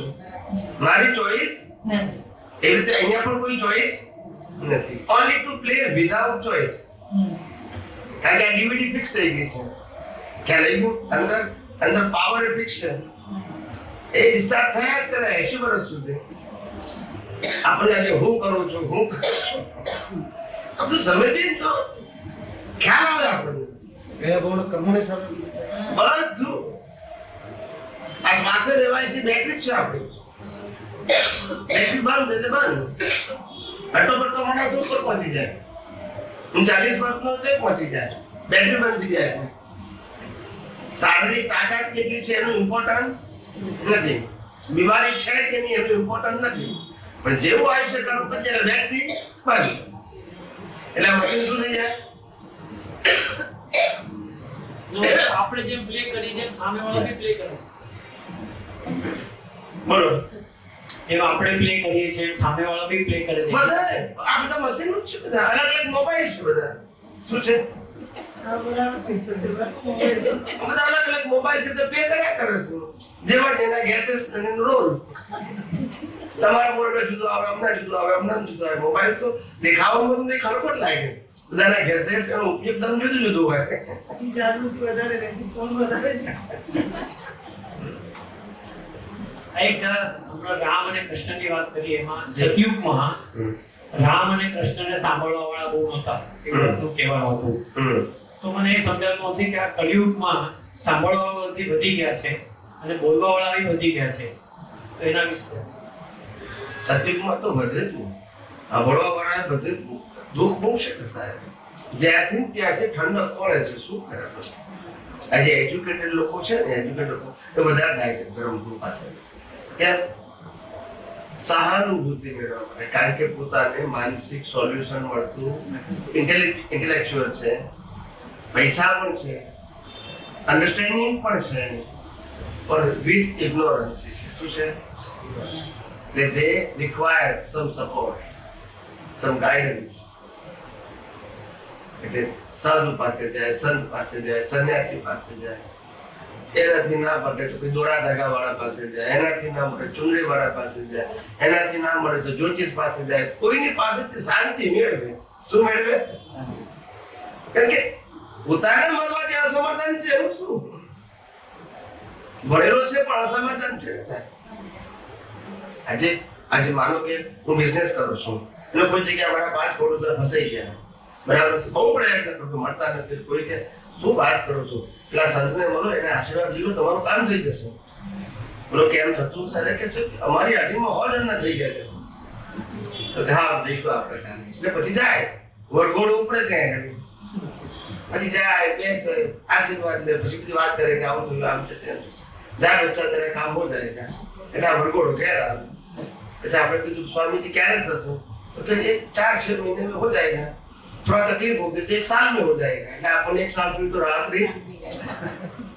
1 साल પૂરી થાય અને થાય નહીં એટલે ખ્યાલ આવે કે એવું કેમ થયું? આપણે તમે સાલનું મેક્સિમમ લિમિટ આપી હતી કે એટલે પછી આપણે ફેરથી પાછા એક ગુરુ પાસે જઈએ कि गुरुदेव आपने तो कहा था, आशीर्वाद दिया कि बच्चा तुम्हारा काम हो जाएगा 4-6 महीने में या तो ज्यादा से ज्यादा साल में.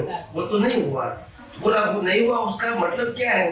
थोड़ा कर्म तुम्हारा भारी है, भी वो 1 साल लगेगा.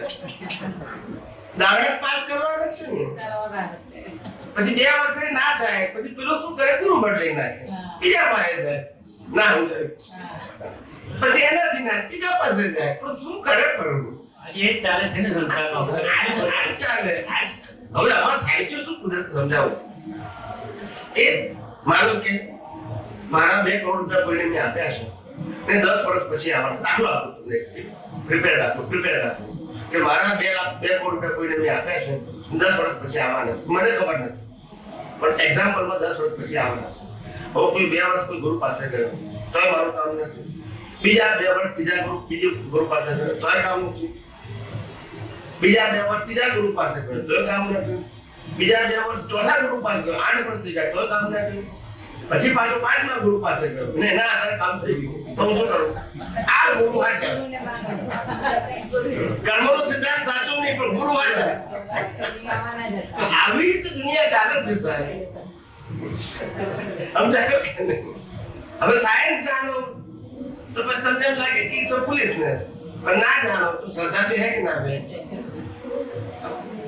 એટલે આવી તો દુનિયા ચાલે છે. એજ્યુકેટેડ માણસો પણ હવે છે because they were not they are thinker, intelligent, but they were not scientific vision. આટલું જ ખાધું છે. વિચારક તો છે, એને ફેરવવો તો ફેરવી શકાય, અને એને ઇન્ટરેસ્ટ પડે તો એ બુદ્ધિશાળી છે એના ફીલ્ડમાં. શેમાં છે? એની પાસે આ જગતનું સનાતન સત્યનું જ્ઞાન નથી. કોઈ ડોક્ટર છે, કોઈ એન્જિનિયર છે, કોઈ લોયર છે, કોઈ આઈટી ફિલ્ડનો માસ્ટર છે, ખ્યાલ આવી ગયું? કોઈ ઇકોનોમિસ્ટ સારું છે, કોઈ એનાલિસિસ સારું કરે છે સ્ટોક માર્કેટનું, એ બધા ફિલ્ડનું જ્ઞાનનો માસ્ટરી હોઈ શકે, આપણે ના કહેતા નથી, પણ એને જગતનું સનાતન સત્યનું જ્ઞાન નથી. એટલે એના ફિલ્ડમાં જ્યારે મુશ્કેલી આવે તો ક્યાં જાય? કોકને તો પકડવો પડે. આવી રીતે ગાડું એમાં એનું ચાલે પેલા એનું ચાલે ને સર. ખ્યાલ આવ્યો કે નહીં? હું એક ગુરુ પાસે જઉં અને મારું કામ ન થાય પણ હું ખાલી પહેલી વખત ગયો હું ને આશીર્વાદ આપ્યા હોય તો 11 રૂપિયા તો આપું કે ના આપું? દાખલો આપું જ ખાલી. એક મોટા ગુરુ હોત ના જઈએ 11 કે 25,000 રૂપિયા આપણે આપી દઈએ. ખ્યાલ આવી ગયો? મોટા આપણે માણસ મોટા હોઈએ, ગુરુ મોટા હોઈએ, આપણું કામ મોટું હોય તો 11,000 કે 25,000 રૂપિયા આપીને જઈએ. એ બધા ગુરુ પાસે પડતા 4 ગુરુ પાસે તો આપણે 11,000 કે 25,000 આપી દીધા. પણ 5મા ગુરુ જે કામ થયું ત્યાં આગળ આપણે 5 લાખ આપીએ. કારણ કે આ ગુરુ આચાર છે, કામ થયું મારું. આવી રીતે દુનિયા ચાલે છે સાહેબ. હવે મારું કામ થઈ ગયું એટલે હું પાછા બીજા 25 ને કહીશ એટલે મારું ચાલે ને ગુરુનું ચાલે. ગુરુ કે સારું કમિશન એમાં. આવી રીતે દુનિયા ચાલે છે સાહેબ. આ તો સમજવું પડે બધું. આપણે મૂર્ખ માણસોને મૂર્ખ બનાવવાની સ્કીમ છે. શું છે? મૂર્ખ માણસોને મૂર્ખ બનાવવાની સ્કીમ છે. પેલો મૂર્ખ જ છે, ગુરુ મૂર્ખ જ છે, હોશિયાર નથી. એને બધું વ્યાજ સાથે ચૂકવવું પડશે. પોતાની વધારે બુદ્ધિથી ઓછી બુદ્ધિવાળાને છેતરવું એના માટે પશુઓની અને વધારે ભાવ ખરાબ હશે તો નરગતિ છે. બુદ્ધિ લોકોને હેલ્પ કરવા માટે, ચેક કરવા માટે નથી. તમારું મનુષ્ય પણ ખાસ થઈ જાય. તમે 2% પ્રોફિટ લો એ ચીટિંગ નથી, પણ અજાણ્યા માણસ પાસે 10% લો એ ચીટિંગ. તમારી વધારે બુદ્ધિનો તમે મિસયુઝ કરો. શું કરે? ચીટિંગ નહીં કરવું જોઈએ. પોલિસી તો કે મારે 5% પ્રોફિટ જોઈએ છે તો એ સર પોલિસી બધા માટે સરખી. એ ગુનો નથી લાગતો, પણ તમે નથી જાણતા માટે હું 15% લઉં. That's a cheating. તમારી બુદ્ધિનો તમે દુરુપયોગ કર્યો. 5% એ ઉપયોગ કહેવાય, 15% એ દુરુપયોગ. ધેટ્સ તે કુદરતનો કાનૂન જ્યાં દુરુપયોગ કરો છો, intention is bed, nature will પનિશ you. આ બધું સમજવું પડે આપણે. કુદરતના કાનૂન કઈ રીતે લાગુ પડે? તો બધું સમજ્યા પછી ઘણી વાર આપણને ડિપ્રેશન આવી જાય. આપણે ખરેખર સંસારમાં જવું, આગળ ચલાવવો કે ના ચલાવવો, જો પાછો વિચાર કરો. હા બરાબર છે. જે આપણે તો સત્તા લોકો સંસાર ભલે સત્તા નથી છતાં પણ એમ થાય નામ વિચારો છો. લોડેડ વગર લોડેડ જીવ તો શું થાય છે રોજ ખરા ભાઈ. હે ભગવાન, હે અંતર્યામી પરમાત્મા, મને આ સંસારમાં રસ નથી. બરાબર છે. હવે જે પેલા રસ્તી હું ચલાવતો હતો આખી કંપની, હવે મારે જોવું છે કે આ કંપની ક્યાં સુધી ચાલે છે મારા હિસાબથી જોઉં છું. હું ચલાવતો નથી, હિસાબથી ક્યાં ચાલે તે જોઉં છું. હવે મારે ચલાવવાનો લોડ નથી, ભૂલી જવાનું. એવું કરી જોયું છે. પછી ક્યાં સવાલ છે? પેલો ક્યાંનો પ્રોફિટ થયો તો આપણે કહેવાનું કે ઓમ સ્વાહા. પેલો કે નુકસાન થયું આપણે તો ઓમ સ્વાહા. તો શું છે આપણને? એ હિસાબ જ છે ને. હું કરતો તે એ ભ્રાંતિ કયા છે? હિસાબ તો પૂરો કરવો પડે. એમાં શું થાય છે? છૂટકો જ નહીં. આપણી ઉતાવળે કશું થતું હિસાબ તો બધાને પૂરો ફરજિયાત. કેવો? રામને મહાવીરની દીક્ષા લેવી હતી 28 વર્ષે. એમના માતા પિતાનો દેહ વિલય થયો એટલે મોટા ભાઈની પાસે આજ્ઞા માંગી કે બસ મા બાપ તો છે નહીં, હું તમારી પાસે આજ્ઞા માંગુ છું, મને દીક્ષા લેવાની અનુમતિ આપો. તો મોટા ભાઈ કીધું કે હમણાં તો માતા પિતા મરી ગયા નો હજુ ભાર મગજ ઉપર છે ને તું જવાની વાત કરે છે, રોકાઈ જા 2 વર્ષ તો મારું ને રોકાવું પડ્યું. ભલે વૈરાગ્ય ગયો હોય પણ હિસાબ તો પૂરો કરવો પડે કે નહીં? કુદરતી કાનૂન આગળ કોઈનું ચાલતું તમે તીર્થંકર હોય તો હોય હિસાબ ને સમજવું પડે. સમજાયું કે નહીં? જેમ છે તેમ સમજવું. સમજાય તો છે પણ ઉતરતું નથી. હવે અમારી વાત કરીએ કે અમને લોકો કહે કે સ્વામીજી આ તમે રોજે એકને સમજાયા કરો, એકને બોલો, તમને કંટાળો ના આવે કે શું? આનું આ વ્યવસ્થિત, આનું આ કુદરતી રચના, તો તમને કંટાળો ના આવે? હું કહું આ તમને આંકડા લેતા કંટાળો આવે છે રોજે? રોજના 1, 2, 3, 4 એ જ આંકડાઓ જુદા હોય રોજે, કંટાળો આવે કોઈ દિવસ? એવું તમે આમાં શી કરતા હોય? તમને જે સબ્જેક્ટમાં તમારો હિસાબ લઈને આવ્યા હોય ચાલ્યા જ કરે મશીન ચાલ્યા જ કરે, કંટાળો ના કરે. એ પ્રકૃતિનો ગુણ છે, પ્રકૃતિને જે ગમતું હોય ને આનો ગુણ છે. એમાં પ્રકૃતિને કંટાળો ના આવે અને આત્માને તો કંટાળો હોતો જ નથી. પ્રકૃતિને ના ગમતું આવે તો પ્રકૃતિને કંટાળો આવે, પણ ગમતું હોય તો કંટાળો. એ તમારું જે ફીલ્ડ હોય, તમે જે ફીલ્ડમાં કામ કરો છો એ ફીલ્ડ હોય, એનો કોઈ બીજો કોઈ માસ્ટર આવે તમને બહુ રસ પડે કે હું મળવા આવું છું સાહેબ 10 વાગે કે મારે આમ તો આવું 6 વાગે, હું બિઝી પડી ગયો 10 વાગે ગયા છે, આવો વાંધો નહીં કે છે. ઓકે 10 વાગે સાહેબ ઊંઘવાનું, અરે 2 વાગ્યા સુધી જાગીશું આપણે. કારણ કે શું છે રસ છે. એનો કોઈ મહેમાન આવવાનો હોય, આપણા કોઈ મિત્ર 10 વાગે ફોન કરે કે સાહેબ હું તો વહેલો આવવાનો હતો પણ 10 વાગે ગયા, આવું ના હોય તો 2 થોડો આવે ને પાછો ઊંઘવાનો ટાઈમ થઈ ગયો. કારણ કે એમાં શું છે તે પ્રકૃતિનો સ્વભાવ છે ઉદય કર્મ. પણ તમને ખાલી એક્ઝામ્પલ આપું છું. રસ હોય ને એમ બધાને ગમે, રસ ના હોય ને પછી આવું થાય. સ્વામીજી આપની એકની એક વાત જો હોય ઘણી વાર મુખ્ય બદલાઈ જાય એટલે તમારી વાત તે દ્રષ્ટિ બરાબર હોય. પણ એ તો મને કંટાળો આવે છે એની વાત કરી, મોક્ષ નથી પડતા. એવું છે કે સ્વામી તમને કંટાળો નથી આવતો, મુમુક્ષુને આવે છે એમને પૂછતા જ નથી. તમે તો મુમુક્ષુને પહોંચાડવા માટે કરો છો, તમને ના આવે. એટલે અમારો ભાવ શું છે નેક્સ્ટ બર્થ માટે? આ બર્થમાં તો જઈ હિસાબ હશે પણ નેક્સ્ટ બર્થમાં અમારો ભાવ એવો છે કે અમારે ત્યાં બોલવું પડે છે, ફરવું પડે છે, આટલું બધું લોકોને સમજાવવા માટે પ્રયત્ન કરવો પડે છે. એના કરતાં અમારું નેક્સ્ટ બર્થ એવો આવે કે અમારું ચારિત્ર બોલે, ભાષાનો પ્રયોગ જ ના કરવો પડે અથવા બહુ ઓછો મૂકી એક વાક્ય બોલું તેનું કામ થઈ જાય. એવો અમારો ભાવ છે. Speech minimise, result maximise. એક જ વાક્યમાં ટર્નિંગ પોઈન્ટ આવી જાય, બસ એવું જોઈએ.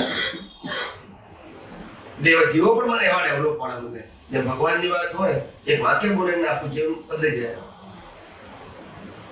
ડેવલપ થયેલા હતા. કેવા આત્મા આરામ શક્ય છે? આત્મા આરામ શક્ય છે? એ તો કુદરત નક્કી કરવાનું કે મને ક્યાં મૂકવું. મારે તો નથી કરવાનું છે, મેં તો ભાવ વ્યક્ત કર્યો છે.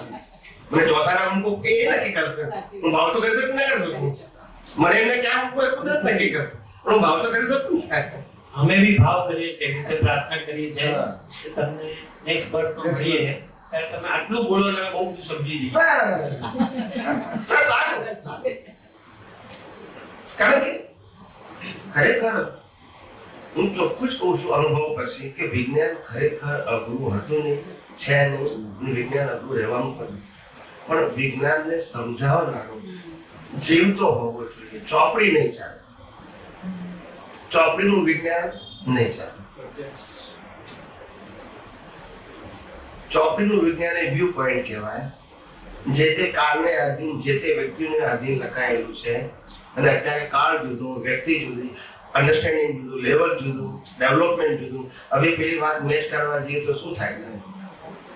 થાય ના થાય. સમજાય છે? અત્યારે કબીરજી હતા ને તો કબીરજી પાસે એક ભાઈ આવ્યો.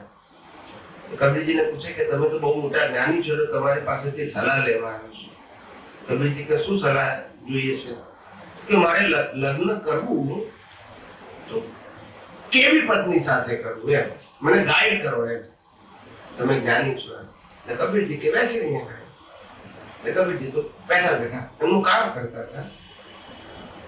પહેલો કલાકથી 2 કલાકથી 3 કલાકથી હવે કબીરજી કશું બોલ્યા નહીં. તો કબીરજીને પૂછે કે કબીરજી મને કંઈક સલાહ તો આપો. તો કે આપું છું કે છે થોડી ધીરજ રાખ કે છે. એમ કરતા કરતા હવા 9 વાગ્યાનો આવે તો બપોરે 12 વાગ્યા. કેટલા? 12 વાગ્યા એટલે બરાબર મધ્યાહનો સૂરજ તપેલો હતો. કબીરજીનું ઘર તો હટ જેવું હતું, ઝૂંપડી જેવું હતું. એટલે 12 વાગે પછી કબીરાજે એની ધર્મપત્નીને બૂમ પાડી કે ફાનસ લઈને આવજો. શું કીધું? બપોરે 12 વાગે. એટલે અંદરથી કીધું કે જી લાવું છું એમ. એટલે પછી એની પત્ની ફાનસ લઈને આવી અને ત્યાં મૂકી. પછી કબીરજી તો એનું કામ કરતા હતા. થોડી વાર થઈ કીધું ફાનસ હવે લઈ જાઓ. પેલી જઈને લઈ ગઈ. એટલે પછી પાછા એના કામમાં લાગી ગયા. એટલે પેલો માણસ કે કબીરજી તમે મને જ્ઞાન તો આપ્યું નહીં કે છો. હું ક્યારનો બેઠો છું તો તું કે છે મારા પ્રશ્નનું સમાધાન તો તમે કર્યું નહીં. તો કે છે કે આ દ્રશ્ય જોયું નહીં કે છે આવી પત્ની મળે તો પણ છે. એવું ના પૂછે કે બપોરે 12 વાગે માણસ કેમ મંગાવો છો. એટલે ટૂંકમાં હવે એ તો કબીરજીને આ સમયની વાત હતી સાહેબ. અત્યારે એવું ચાલે ગાંડું થઈ ગયું છે. તારે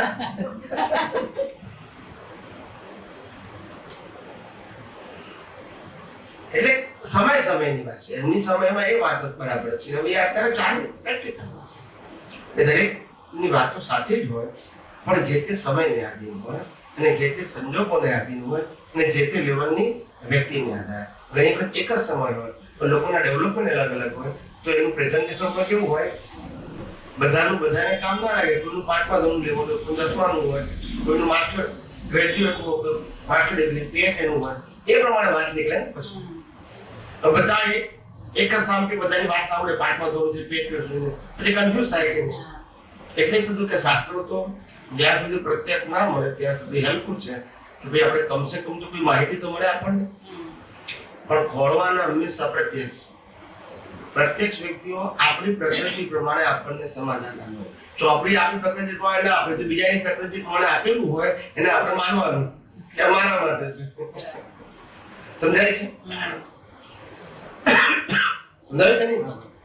સ્વામી જેમ ઝૂમથી તમે જે સત્સંગ કરો છો આ એક ભાવના છે ખાલી કે જેમાં સામે સવાલ જવાબ હોય છે પણ પ્રત્યક્ષ નથી હોતા. એમ મને લાગે સમય જતા 3D બી આવશે તમારું જેમાં તમે સામે અમને દેખાતા હશો 3D માં અને અમે તમારા સત્સંગમાં હું તો દેખાવું છું. તમે દેખાવ છો પણ અમે અંદર નથી હોતા એવું લાગે છે. તો મને એવું લાગે છે કે સાયન્સ એ પણ તમારા માટે બનાવશે. ના હું તો બધાને પૂછું કે તમે દેખાવો ના દેખાય કોઈ પોતાની જાતની વિડીયો બંધ કરે તો હું શું કરીશ? હવે 3D ટેકનોલોજી આવી ગઈ છે તમે પોતે અંદર બેઠા હશે એવું લાગશે તમારા માટે. ઓહો અચ્છા હવે સમજી ગયું. બાકી આપણા તો ઝૂમ સત્સંગમાં તો કોઈને આપણે કહીએ છીએ કે તમે તમારી રીતે વિડીયોમાં તમે પણ બધા તમને પણ બધા જોઈ શકશે છે મને જોઈ શકશે અને તમને જોઈ શકશે. પણ કોઈ વ્યક્તિ પોતાનો વિડીયો બંધ કરી નાખ્યો ઓડિયો ચાલુ રાખ્યો હોય તો કોણ બોલે છે એ ખબર ના પડે આપણને પણ એને સંભળાય ખરું બધું એવું છે. હવે આપણે તો શું કરીએ આ વિડિયો કોન્ફરન્સિંગ થાય છે ને ઇવન હવે તમે જ્યારે ફોરેન જાઓ ત્યારે તેમના સાયન્ટિસ્ટને બી કહેજો કે આવું કંઈ ગોતી કાઢે.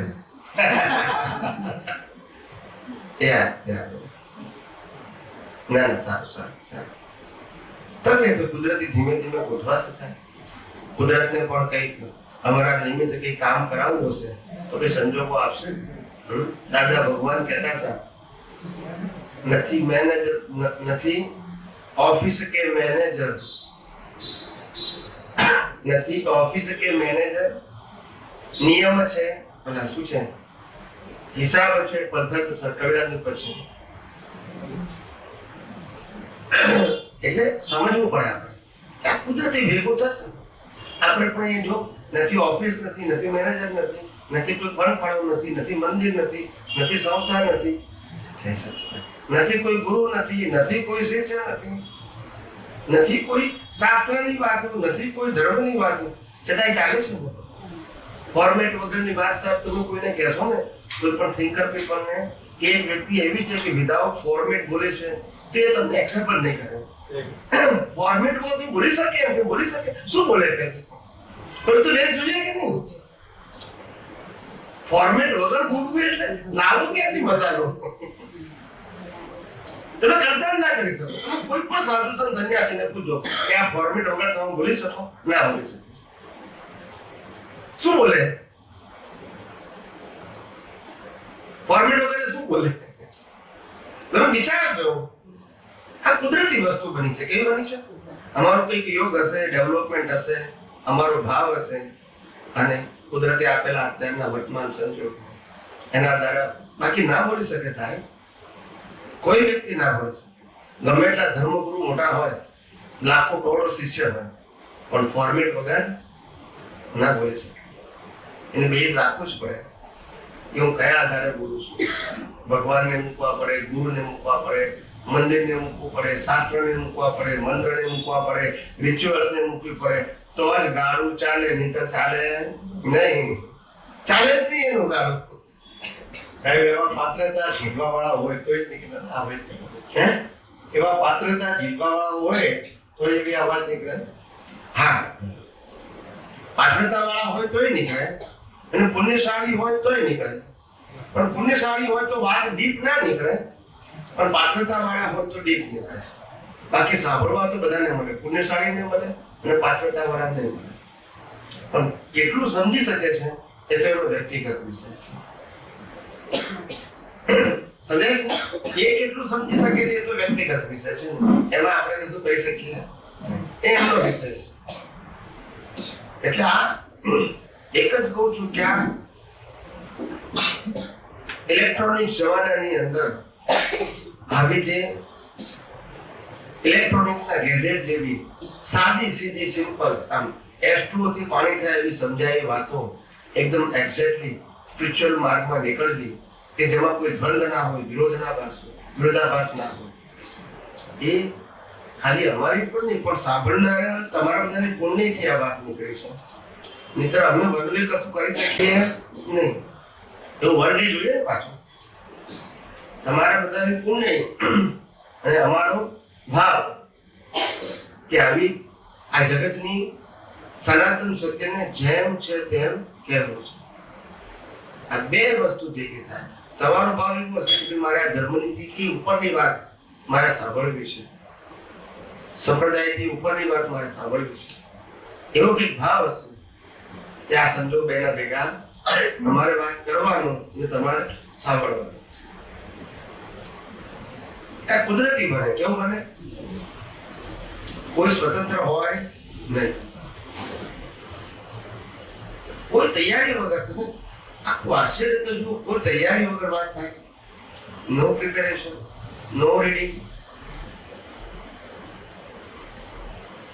સમજાય છે? માણસને પ્રવચન કરવું હોય તૈયારી કરવી પડે. કયા મુદ્દાઓ પર બોલવાનું, પાછું વાંચવું પડે, પાછા એના પોઈન્ટ લખવા પડે, અને પછી એને ડિસ્ક્રાઇબ કરે, કાગળ મૂકી. નહીં તો તમારે જે પ્રશ્ન પૂછવા આવે તે પૂછો. મેં તૈયારી ક્યાં કરવા નથી. કોઈ રામ ને પૂછે, કોઈ કૃષ્ણ ને પૂછે, કોઈ મહાવીર ને પૂછે, કોઈ શિવ ને પૂછે, કોઈ સ્વામિનારાયણ ને પૂછે. તૈયારી શું કરવાની મારે? પ્રવચન કરવું હોય તૈયારી કરો. આમાં શું તૈયારી કરવાની? એટલે આ અનુભવ અને વિઝન વગર બોલી શકે નહીં. અને બોલે તો પછી ગોળ ગોળ આવે. કેવું આવે? કે જેની અંદર સાર ના નીકળે. શું ના નીકળે? આજે દાદા ભગવાનને દીવ લે પછી અત્યારે બધા સારી રીતે સત્સંગ કરે, પણ પ્રશ્નોત્તરી ઓછી કરી શકે કારણ કે જવાબ ના આવડે. શું ના આવડે? જવાબ બધા રિલેટિવ છે તેના હોય. ક્યાં હોય? પછી બહુ કાંડોળ ક્વેશ્ચન પૂછ્યું કે તમારે જરૂર નથી હવે. કે પોતાનું મૌલિક છે નહીં એટલે જેટલું આન્સર હોય એટલું જ આપે. If the capacity of a person, એને ફોર્મેટ કહેવાય. શું કે ફોર્મેટમાં જેટલું જાણે છે એટલું તમને એક્સપ્લેન કરે છે. પછી આગળનું પૂછ્યું કે ક્યાંથી કે એટલે એની કેપેસિટી છે. શું છે? એની ઇઝ રાઈટ. આ તો તમારે કઈ પુણ્ય છે કે જે તમને આ સાયન્સ મળે છે. બાકી ના હોય ને સાયન્સ હોય જ નહીં. અમે તો એટલા માટે તો કહીએ છીએ કે આ 2600 વર્ષ પછી આ સાયન્સ આ જગત સમક્ષ જેમ છે તેમ સિમ્પલ ભાષામાં અને ફૂલ ફોર્મમાં બહાર પડી રહ્યું છે. ભાષા પણ સિમ્પલ અને ફૂલ ફોર્મ. આગળ જ્ઞાનીઓ બાકી એ લોકોએ સાયન્સ કીધું પણ પૂરેપૂરું ના કહી શક્યા કારણ કે વર્ગ ના મળ્યો ને શું ના મળ્યો સમજાય દાદા ભગવાનને કેવું પડ્યું 1987 છેલ્લું વર્ષ કે અમારી વાળની ટોચ જેટલું સાયન્સ બહાર પડ્યું છેલ્લા 5 વર્ષથી કહેતા હતા કે સાયન્ટિસ્ટ ભેગા કરો હવે એ ઉદય કર્મ છે ને વ્યક્તિગત કોઈની ક્ષમતાનો સવાલ નથી સંજોગ હોય તો જ થાય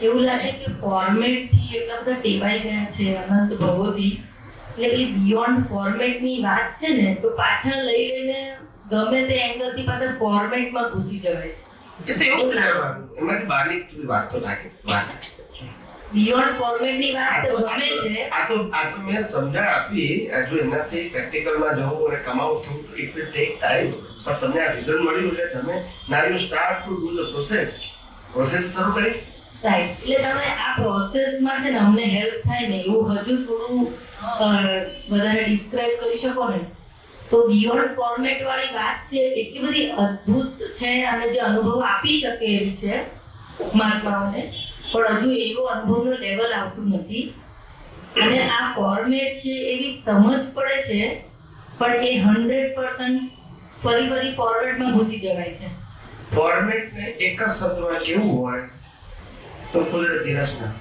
બરાબર શું કહેવાય કુદરતી રચના પછી એમાં પુરુષાર્થ તત્વ ના આવે ના આવે શું ના આવે પુરુષાર્થ ના આવે હવે ફોર્મેટના કોઈ જગ્યાએ પુરુષાર્થ લાગે છે ત્યાં સુધી આપણે કુદરતી રીતના સમજ્યા નથી અને ફોર્મેટ સમજ્યા નથી એક્ઝેક્ટલી બંને કોરિલેટેડ છે કરેક્ટ કુદરતી રચના કહો કે ફોર્મેટ કહો તો કુદરતી રચના બીજા શબ્દમાં મેં બે કર્યું છે both are the same meaning તમે કુદરતી રચના કહો કે ફોર્મેટ એના સેમ meaning છે પણ આ ફોર્મેટ શબ્દ બહુ જ એક્ઝેક્ટ છે બહુ બધા ફોડ પડી જાય એવો છે એટલે તો કુદરતી અપગ્રેડ થયા કરે તમારું વિઝન થયા કરે સંજોગો બદલાયા કરે એમ વાતો પણ અપગ્રેડની નીકળ્યા કરે જેમ આપણે આ લાગ્યું આધ્યાત્મિક યજ્ઞ સ્વાહા એ પેલા વન અને ઝીરોની વાત કરતા એ પછી સેન્ટર ને સર્કલની વાત કરતા એમ સમય બધું નીકળ્યા કરે કે પ્લાનિંગ ના હોય કશું કે આજે શું નીકળશે ખબર ના હોય ને તો કોકના નિમિત્તે પ્રશ્ન પૂછે ને જવાબ નીકળી જાય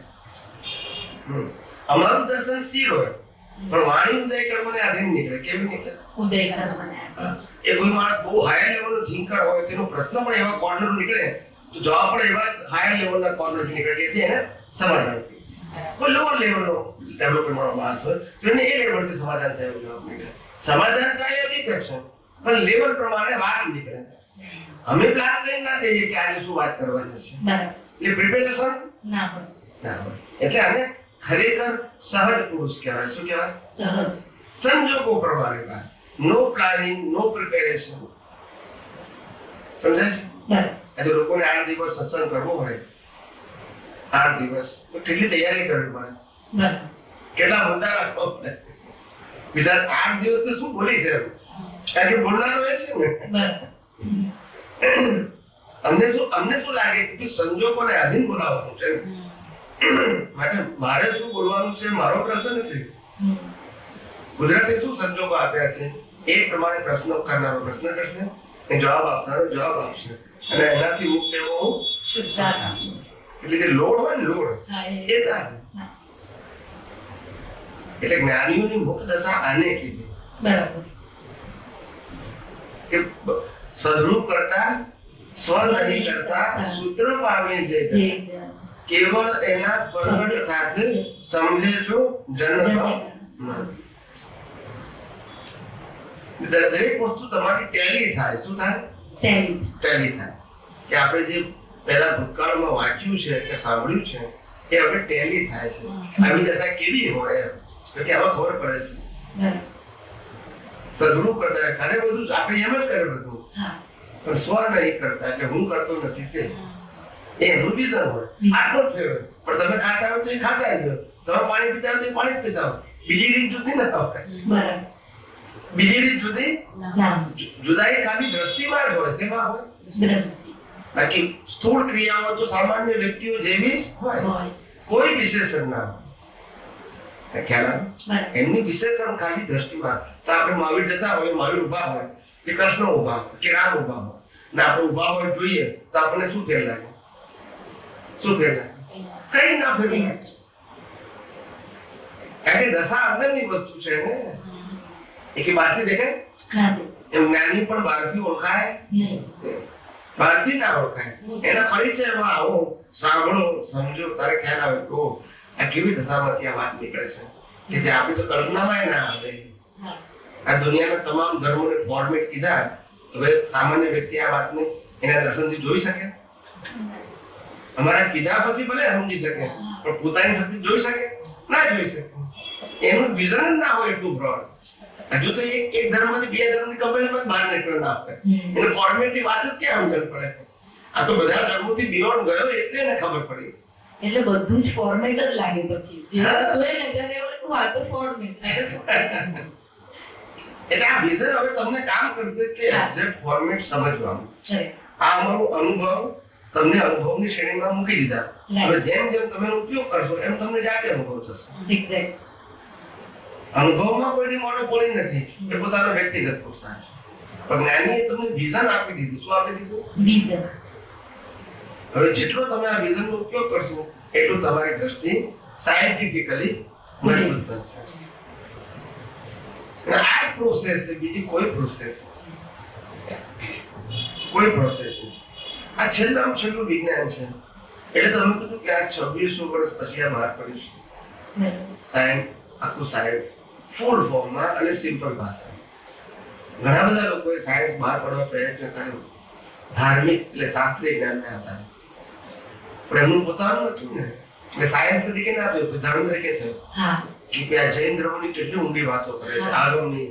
પેલા કે છે આ વેદાંતની કેટલી ઊંડી વાતો કરે છે, પેલા કીધા ગીતાની કેટલી ઊંડી. પાછું આવીશું મુકુટ પડે એને, તો બીજો કોઈ દુનિયા આવડે નહીં એમને.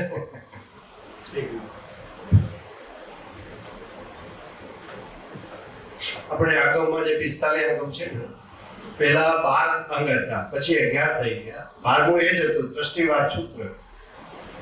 એ દ્રષ્ટિવાદ સૂત્ર વિચ્છેદ થઈ ગયું, હવે પાછું આપની કૃપાથી ખુલ્લું થઈ ગયું છે. એ તો હવે બરાબર છે. એટલે જે જરૂર ના હોય એ ઉડી જાય કાળને આધારે. કે આ લોકો મિસગાઈડ થશે એટલે કાઢી નાખ્યું. એ તો એવું જ હોય બધું. કારણ કે કળિયુગ એટલે શું? સંસારી હોય કે ત્યાગી હોય, બધા ઘાટ વાળા હોય. કેવા? કળિયુગમાં ઘાટ વાળા. એટલે પોતાને જે લાગે એવો ઘાટ સમાજને આપે, ધર્મને આપે. પોતાને ગમતો ઘાટ. અને પછી એ પ્રમાણે સમાજ નવો તૈયાર કરે. સામાજિક વાતોમાં પણ સામાજિક વ્યક્તિઓ એવો ઘાટ આપે અને ધાર્મિક વ્યક્તિઓ પણ એવો ઘાટ આપે કે લોકો એ પ્રમાણે ધર્મને સમજે. શું કરે પણ આવું છે. અને એમની વાત આ કળિયુગમાં સાચી છે. કારણ કે શું કહે સાહેબ, પાર વગરના કષ્ટ વેઠવાના, સામે છૂટાપણું ના હોય, કેટલી મુશ્કેલી પડે. વળવા જાય તો ગમતું ના મળે. ખ્યાલ આવે? ચાલીને જવાનું ખુલ્લા તાપમાં. પેલા એ કીધું તો 15 દિવસમાં તમે 500 કિલોમીટર આવી જજો, ચાલ્યા વગર છૂટકો નહીં. પગ છોલાઈ જાય પણ કરે હું, માથામાં ગરમી હોય પણ કરે હું, સાજુ તો થઈ ગયા છે તો કરવું હું આપણે. એટલે પછી અતિ કષ્ટ થાય, અતિ દુઃખ થાય, દેહથી છૂટા રહેવાય નહીં. હવે શું કરે? અને પછી એટલા વેદના સાથે, પ્રકૃતિની વેદના છે, એ કહે છે કે મને અનુભવ થાય છે એટલે એને વેદના થઈ ગઈ. હવે વેદના સાથે પછી પાછી વાણી નીકળે. કેવી નીકળે? એટલે દર્દ ભરી હોય. કેવી હોય? પાવર ના હોય, દર્દ ભરી હોય. શરીરને કષ્ટ આપ્યા સિવાય મોક્ષ નથી. પછી હરિપુરુષ હોય છતાંય માઇક તમારે પૂછું છે બીજું? બોલો બોલો. એટલે દીક્ષા ભર્યામાં શાંત હોય ને, એ બી સમજો કોઈ લેડીઝ હોય તો એની પાસે બી દીક્ષા લો આમ કરે તો એ પોતે એમના ગુરુ ભલે આધ્યાત્મિકમાં ન હોય આત્માની અનુભૂતિવાળા ન હોય તો પછી કેવું કે એ વિચાર એવું તો પણ વ્યવહારમાં ધર્મમાં તો આત્માની અનુભૂતિનો પ્રશ્ન જ ક્યાં છે? વ્યવહારમાં તો આત્માની અનુભૂતિ હોય ને, ધર્મની જ અનુભૂતિ, શાસ્ત્રની અનુભૂતિ હોય, એના આધારે તમને ક્યાં આચાર્ય બી હોય બધાને. આધ્યાત્મિક બી હોય છતાંય હમણાં મારા કાકા સસરાની બહુ દીક્ષા લે છે દીક્ષા લો એટલે એ રીતે કઈ એમના જ પાછા આચાર્ય શું કહેવાય ને રામગુરુ એ આમાં શું છે કે એ બધાનો બેઝ છે, ધર્મ છે, શાસ્ત્ર છે. એટલે પછી એ વાત કરે એનું વાક્ય શું છે એવો હિસાબ હોય એટલે એ જ હિસાબ થઈ ગયો. એ જ એ લોકો બચારા શાસ્ત્રની બહાર શું વાત કરી છે, શું કરી છે? કરુણા આવે કે આટલું શરીર સાથ નથી આપતું ને હવે ત્યાં જઈને વ્યાપ કરશે પણ મળશે શું મળશે? જે એમના ગુરુ જ પામેલા ન હોય નજીક ગુરુ જ પામેલા ન હોય તો એ કેવી રીતે એમને પકડશે? એમની સાથે સાથે ખાલી ચાલશે પણ એ જેવું હોય આ તો બધા ત્યારે શું કરવાનું? આ તો બધા અલગ અલગ સ્ટાન્ડર્ડના ટીચરો હોય, બધા કેમ આમ કરે છે? જે સ્ટાન્ડર્ડના ટીચરો એટલું જ ભણાવે એમાં ટીચર થોડા ખોટા કહે. હું પહેલા ધોરણનું ટીચર પહેલા ધોરણની વાત કરું ને, પાંચમાનો હોઉં તો પાંચમાની વાત કરું, દસમાનો દસમાની વાત કરું, એમાં ટીચર થોડા ખોટા છે. શિષ્ય મને એવા જ મળે મારા લેવલના એ જ ભણાવું છું. એટલે હવે કોઈ શિષ્ય મારી પાસે મારા કરતા વધારે ભણે હોય તો બીજા કામે દોરે પાછું, એવું તો બને જ ને. એમાં શું કરવાનું? તેવું જ બને. 72 એજ એમને અને કે પછી હું મરી જઈશ તો મારે તો દીક્ષા કરીએ તમારો કલ્યાણ થશે તો પછી એમાં નથી જાય. તો વ્યવહારમાં તો બધું એમ જ હોય. એમ જ હોય. ધર્મો બધા રિલેટિવ સત્ય હોવાથી એમ જ ચાલે ને બધા ધર્મોની પરંપરા એમ જ હોય. આ તો આ વિજ્ઞાન બહુ જ અપવાદરૂપ છે, બહુ જ જૂજ વ્યક્તિઓ માટે છે. આ માસૂમ પીપલ માટે છે જ નહીં. છે જ નહીં. મહાવીર હતા ત્યારે નહોતું, દાદા હતા ત્યારે નહોતું, શ્રીમદ રાજચંદ્ર હતા ત્યારે બધા માટે હોય જ નહીં. આ તો એક પુણ્યશાળી વિશિષ્ટ પ્રકારની પુણ્ય હશે એના માટે આ વિજ્ઞાન છે, બધા માટે નથી. બધાને સમજાય નહીં ને આપણે એવો દાવો પણ નથી કહેતા કે આ બધા આપણો ભાવ છે કે જગતના લોકો વિજ્ઞાન એ ક્યાં બીજા પ્રકારે સમજે, એ ક્યાં બીજી રીતે સમજે, યા તો એ ક્યાં બીજી વ્યક્તિ દ્વારા સમજે, એવો આપણો ભાવ છે. સમજાય છે? બધા પામે એવું તો બધાની પુણ્ય ક્વોલિટી ડેવલપમેન્ટ ના હોય એટલે અમને અફસોસ ના થાય. એટલે અમે તો કહીએ છીએ કે અમે તો 5 જણા હોય તો અમને વાંધો નથી, કારણ કે અમારો પ્રશ્ન સંખ્યાનો જિજ્ઞાસુ હોવા જોઈએ. સંખ્યાનો પ્રશ્ન ક્યાં આવે છે? ગુરુ શિષ્ય હોય અહીંયા ગુરુ શિષ્ય જ નહીં. પછી કૃષ્ણ ભગવાન એકલા કોને આપ્યું જ્ઞાન? અર્જુનને એકલા જ હતા ને. મહાવીરે ગૌતમ સ્વામીને આપ્યું એકલા જ હતા ને. તેમ કે મારે ટોળું જોઈએ. મોટા ભાગના પ્રશ્નો આગમમાં ગૌતમ સ્વામી પૂછેલા છે. સામાન્ય જીવો તો બહુ રેર પ્રશ્ન પૂછે, બધાની કેપેસિટી ના હોય. એવું છે એટલે હંમેશા હાઈ લેવલના જે થિંકર વ્યક્તિઓ, અનુભવી પુરુષો છે એની પાસે જનારો વર્ગ બહુ ઓછો હોય, પણ જે જાય એ બધા એ લેવલના જ હોય તો એને ગમે. ને એને નીચા લેવલના હોય જતો હોય, પેટથી ના આવે પછી એને ગમે પણ ના ગમે પછી. અને એ ખોટું નથી, એનું લેવલ ના આવે તો કેવી રીતે ગમે? કલ્પસૂત્રમાં પણ એવું લખેલું છે કે જ્ઞાનીઓ કઈ આપે એ તો જ્ઞાની જ મળે. જ્ઞાનીને પછી વેશ નહીં જોવાનો હોય. ખ્યાલ? એટલે પણ વ્યવહારમાં તો સાધુ હોય, સન્યાસી હોય ને લોકમાન્ય કાય, પણ મૂળ જ્ઞાની હોય વેશ સાથે કોઈ લેવા દેવા, એમની દશા સાથે લેવા દેવા હોય. જે રામ હતા, કૃષ્ણ હતા, બધાની દશા હતી. બધા કે ત્યાગી હતા એવું જરૂરી નથી. ને કિંમત દશાની જ છે. ત્યાગ તો ઉદય કર્મને આપી, જેમ લગ્ન કરવા તે ઉદય કર્મ છે, એમ ત્યાગ કરવો તે પણ ઉદય કર્મ છે. પણ દશા જુદી વસ્તુ છે, એ અનુભવની વસ્તુ છે. એને આ બોડી ને બોડીના સંજોગો સાથે કોઈ લેવા દેવા નથી. સમજાયું કે નહીં? ભરત રાજાને પણ, ભરત ચક્રવર્તીને પણ નાતા નાતા પેલી વીંટી પડી ગઈ તેને કેવળ જ્ઞાન થયું. કેટલાકને તો નટનું નાશ નાતા કેવળ જ્ઞાન થયું. એકને લગ્નની ચોરીમાં કેવળ જ્ઞાન થયું. મરુદેવી માતાને હાથીની ઉંબાડી ઉપર કેવળ જ્ઞાન થયું. તો કે ત્યાગ લેવો જરૂરી છે.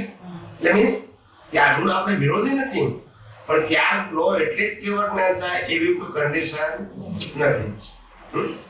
ત્યાગ એક પ્રકારની પ્રેક્ટિસ છે કે સંસારના સાધનોમાં માલિકી વગર પણ અને સંસારના સપોર્ટ વગર, ફેમિલી સપોર્ટ વગર તો હું જીવી શકું છું અને સાધના કરી શકું છું અને મને ખાવા પીવાનું બધું મળી રહેશે એવો મને વિશ્વાસ છે, એટલે હું ત્યાગ લઉં છું. સમજાય છે કે નહીં? આપણે ગવર્મેન્ટ નક્કી કરે કે રોજ બધાને ઘર ને જમવાનું ફ્રી આપીશું જીવે ત્યાં સુધી, તો કોઈ કામ કરવા જાય? જાય કોઈ? એવું છે ના સમજાય? એવું છે. એટલે એમને એટલી અનુકૂળતા સમાજે કરી આપી કે તમને રહેવાની જમવાની સગવડ અમને આપીશું ને બીજા નાના મોટા તમારા ખર્ચા હશે કપડા લત્તા ના કરી આપીશું. એટલે એમ પછી એ સબ્જેક્ટ જોવાનો નહીં. એટલે લોકો શાસ્ત્રનું વાંચન કરે, અધ્યયન કરે, લોકોને ધર્મનો પ્રચાર કરે, આ બધું કરી શકે. એમને એક સ્થિતિ જુદી આપી પોતાની ભાવનાને અનુરૂપ. એવી રીતે સમાજ માટે તો સારું જ કામ કરે છે. આપણે મોક્ષની વાત ના કરીએ તો ધર્મ તરીકે તો સારું કામ કરે છે. આ કળિયુગમાં આટલું કષ્ટ વેઠી, તપ વેઠીને પણ તમને રાતોરાત જાગે, મોઢે કરે, કંઠસ્થ કરે, તૈયારી કરે અને તમને લોકોને સમજાવે, એ સારું જ કામ છે. ઘણું સારું છે. અને માસ ઓફ પીપલ માટે એ જોઈએ. માસ ઓફ પીપલ માટે એ ધર્મગુરુ જ છે. માસ ઓફ પીપલ માટે આધ્યાત્મિક ના જરૂર.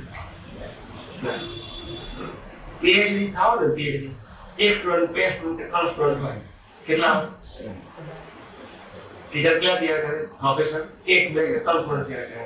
ને બાળ મંદિરમાં સંખ્યા ત્યાં જ સારી. પીએચડી માં 50 ના કરી શકે. આ તો પીએચડી કરતા ઉપરનું છે. આ તો આઉટ ઓફ સ્ટાન્ડર્ડ છે.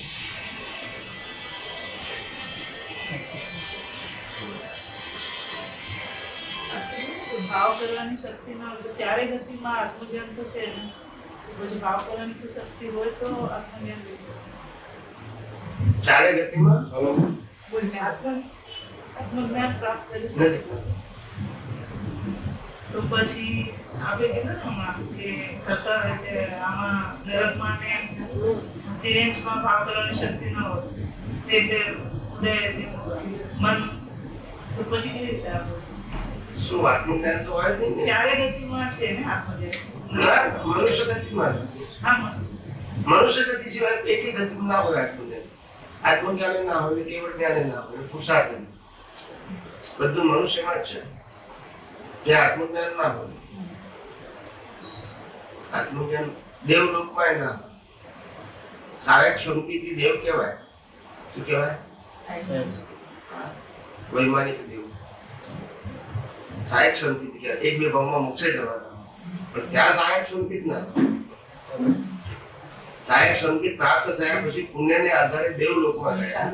અને દેવલોકમાં 10 લાખ વર્ષ પૂરા કરીને અહીંયા પાછા આવી એક અથવા બે અવતારમાં એ મોક્ષે ગયા. સહાયક સંકેત અહીંથી લઈને ગયા તે, પણ ત્યાં સહાયક સંકેત કશું કામ ના કરે, કશું ઉપયોગ જ નહીં. કશું મેં શું કીધું, એ લોકો પાસે કુદરતે પ્રતિષ્ઠિત આત્માનું સેટઅપ જ નથી કર્યું. શું નથી કર્યું? પ્રતિષ્ઠિત આત્માનું સેટઅપ કરે તો પુરુષાર્થ કરે.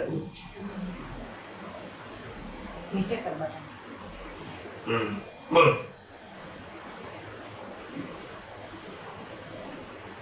આ નર્ક કોઈ પ્લેસ છે? એટલે આ ક્ષેત્રમાં પ્લેસ છે કે હલો નર્ક કોઈ પ્લેસ છે? એટલે આ ક્ષેત્રમાં છે કે કોઈ બી ક્ષેત્રમાં છે? ભારત ક્ષેત્રમાં છે કે આપણે મહાવિદ્ય ક્ષેત્રમાં બી છે? નર્ક એ કોમન જગ્યા છે. ભરત ક્ષેત્ર તો મહાવિદ્ય ક્ષેત્ર એમાં પહેલા ભરત નર્ક એ નીચે 7 પ્રકારની નર્ક છે. અને બાકીના બધા ક્ષેત્રો મધ્ય લોકમાં આવ્યા છે. શેમાં આવ્યા છે? બધા ક્ષેત્રો 15 કર્મ ભૂમિ મધ્ય લોકમાં આવી છે. એની ઉપર છે 6 દેવલોક. શું છે? એટલે કે આ ક્ષેત્રની નરક લોક આ ક્ષેત્ર એવું નથી. નરક તો બધાની કોમન છે, ક્ષેત્ર અલગ અલગ છે. સમજાય છે કે નહીં? જેમ ઇન્ડિયાથી કોઈ કર્મ બાંધે તો એને કુદરતી કાનૂન લાગુ પડે, અમેરિકાથી બાંધે તો લાગુ પડે, ઇંગ્લેન્ડથી બાંધે તો લાગુ પડે કે નહીં કુદરતી કાનૂન. એવી રીતે કોઈ પણ વ્યક્તિ કોઈ પણ જગ્યાએ નરકમાં જઈ શકે, દેવલોકમાં જઈ શકે. સમજાય છે? ખાલી મોક્ષમાં જવા માટે હિન્દુસ્તાન જોઈએ. કમ્પલસરી ભારત જો હિન્દુસ્તાન ભરત ક્ષેત્ર જ જોઈએ. ભરત ક્ષેત્ર સિવાય કોઈ મોક્ષ નથી. એટલે ભરત ક્ષેત્ર અને એમાં આર્ય ભૂમિ છે. શું જોઈએ? આર્ય ભરત ક્ષેત્રના 6 ખંડને ભરત ક્ષેત્ર જ કહેવાય. પણ એમાં આર્ય ભૂમિ, એ આર્ય ભૂમિ એટલે કે જેમાં 3 વસ્તુને બિલીવ કરવામાં આવે છે: આત્મા, પુનર્જન્મ અને કર્મનો સિદ્ધાંત. આ 3 વસ્તુ બિલીવ કરીને આર્ય ભૂમિ કહેવાય. આ 3 વસ્તુને બિલીવ ના કરીને અનાર્ય ભૂમિ કહેવાય. એટલે પહેલા જમાનામાં તીર્થંકરોએ કહેલું એવું શાસ્ત્રમાં લખ્યું છે કે સાધુએ દરિયો ઓળંગવો નહીં, કારણ કે અનાર્ય ભૂમિ. આ બધા હેતુ હતા. દરિયો નડતો નથી કહે, પણ ત્યાં આ લોકો બિલીવ જ નથી કરતા. હું આત્મા છું, કર્મનો સિદ્ધાંત અને પુનર્જન્મ એને બિલીવ કરતા નથી. તમે જ્ઞાન શું આપશો? એટલા ફોરેનર્સ લોકો મોક્ષમાં ન જાય. એ લોકો પર ડેવલપમેન્ટ જ નથી, જરૂર પણ નથી એ લોકોને. આપણા ઇન્ડિયાથી ત્યાં વસવાટ કરતા હોય તો એ લોકોને ના થાય, એ લોકોને અહીંયા આવવું પડે. અને ત્યાં જોઈએ તો ત્યાંથી ના થાય, ત્યાંથી ના થાય, મોક્ષ ના થાય. ત્યાંથી બહુ થાય નહીં એમને. ડેવલપ થયા હોય તો આ જ્ઞાન સમજી શકે, વિજ્ઞાન સમજી શકે, પણ આવું તો અહીંયા જ પડે. છેલ્લો અવતાર અહીંયા કરવો જ પડે. મારી તો બેબી ત્યાં જ છે.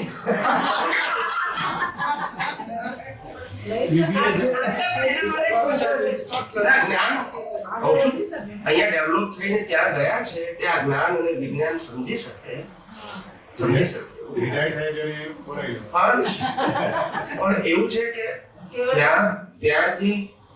ત્યાંથી મોહનું વાતાવરણ છે, 5 ઇન્દ્રિયોના વિષયોનું જે વાતાવરણ છે એને કારણે માણસને એટલી બધી અનુકૂળતા છે શારીરિક સામાજિક જીવનની કે જેને કારણે એને મોક્ષે જવું છે એમાં રસ જ નથી પડતો. મોક્ષે નથી જવું એવું નહીં, પણ જવામાં રસ પડતો જ નથી. કોઈ મોક્ષે જવું નહીં કે તમને હા મારે મોક્ષે જવું છે, પણ તે રસ પડવો એટલે શું કે એના મેળવવા માટેના પ્રયાસ કરવા એ ના કરે. કારણ કે બાકી બધી અનુકૂળતા છે, ખાવાની, પીવાની, રહેવાની, કોઈ સોશિયલ પ્રેશર નથી. અને આપણે તો સત્સંગ પણ ત્યાં મળતો નથી. મળે પણ રસ ના પડે ને તો હા, એ જ. કદાચ માનો કે એને અનુકૂળતા હોય તો મળે, પણ રસ કેળવવો જોઈએ ને. હા, રસ ના પડે કારણ કે બધી એવું છે કે અહીંથી જે કષ્ટ વેઠીને ગયા છે, કષ્ટ એટલે અપ્રતિકૂળતા. હવે ત્યાં જે અનુકૂળતા છે એ અનુકૂળતામાં એમ લાગે છે નાઉ આઈ એમ રિલેક્સ. હવે મારે આ રિલેક્સેશન છોડવું નથી. પછી પાછો કોઈ માર પડે કુદરતે તો પાછું ખોળે. એટલે એ તો સંજોગોની વાત છે. પણ ત્યાં બધાને હોય કે એક વ્યક્તિની વાત નથી, બધાને. અહીંયા આપણે અહીંથી ગયા હોય, બા બાપુ છે એમના ઉંમર લે રિટાયર થઈ ગયું, કોઈ છોકરાઓ બધા નોકરી કરતા હોય એટલે બા બાપુ તમે કંઈ કામ કરો હવે તમને ગ્રીન કાર્ડ તો હોય પણ કરશો શું હોય ઘરમાં જઈને? અહીં તો અમે તો નોકરી કરતા હોઈએ બેન, તમે કંઈ કામ કરો એટલે મા બાપને પછી ત્યાં મૂકી દે, એટલે હોટલમાં મૂકી દે, રહેવાનું ત્યાં, જમવાનું ત્યાં, અને પછી રૂમો સાફ કર્યા કરે અને પૈસા થોડા ઘણા આવે. પણ આમાં ફાયદો શું થાય છોકરાને? હાચવવાના નહીં, ખવડાવવાનું નહીં, લઈ જવાના નહીં, લાવવાના નહીં, ના સમજાય. ખાલી ફોનથી વાત કરે હાય હેલો બસ. એટલે ઇન્ડિયામાં છે કે મોડલમાં છે એમને શું ફેર પડે છે? પૈસા આપવાના નથી, ખવડાવવાનું નથી, હાચવવાના નથી, લઈ જવાનું નથી, લાવવાનું નથી, અને કામ કરતા હોય જલ્દી માદાય ના પડે. આવું છે. એટલે પછી ત્યાંની વૃત્તિ એવી છે, એમાં તમે શું કરો? ખ્યાલ આવે? જેવો દેશ તેવો દેશ. એટલે આપણે ટીકા નથી કરતા, ના, એ- પણ તેનું વાતાવરણ એવું છે, તેના સંજોગો એવા છે, એટલે તે એવું જ હોય. મેં પણ આ સમજવા માટે જ પૂછ્યું છે. તો પછી ત્યાં ભૌતિક સુખમાં તમારું જ્ઞાન પછી ખરું તમે ત્યાં જાઓ છો. એ વિચારક ઉપર આધાર છે. સામેવાળા માણસને કેટલો ઇન્ટરેસ્ટ છે એના ઉપર આધાર છે. ના પછી એવું નથી. હાલો પણ ત્યાં એમને ભૌતિક સુખ એટલું બધું હોય તમારું જ્ઞાન પછી સવાલ જ ના આવે પછી કઈ રીતે પછી તેમને ત્યાં મોક્ષ થાય એવું નહીં. આ બધું કેવું છે, અનુકૂળ સંજોગોના કારણે આ મોહ ઉભો થાય. પછી પ્રતિકૂળતા આવે એટલે પાછું ખોળે, પ્રતિકૂળતા આવે એટલે અમારી ઉંમર થઈ જાય તો પછી જ ખોળે ને, પછી જ ખોળે. યુવાનીમાં ખોરવા વાળા ઓછા હોય, 100 માંથી 5 ના હોય, પછી અમારી ઉંમર વાળા થઈ જાય પછી જ ખોળે. ખ્યાલ આવે જયારે કશું કામ થતું ના હોય, છોકરાઓ ના હાચવે, વહુ ના હાચવે, ત્યારે પછી કે સત્સંગમાં મૂકી જતો, ખોરાઈ થાય લઈ જતો. છોકરાઓ કે સારું ચલો ત્યાં મૂકી જઈશું, હવારે આજે લેવાઈશું. એટલે કોન્સેપ્ટ બદલાઈ ગયા. શું બદલાઈ ગયા? જે અહીંયા ફેમિલી લોકોને ફેમિલીમાં રસ પડે એવું ત્યાં ઓછું પડે. બધું ક્ષેત્રની ફેર તો પડે, ફેર પડે, બહુ પડે.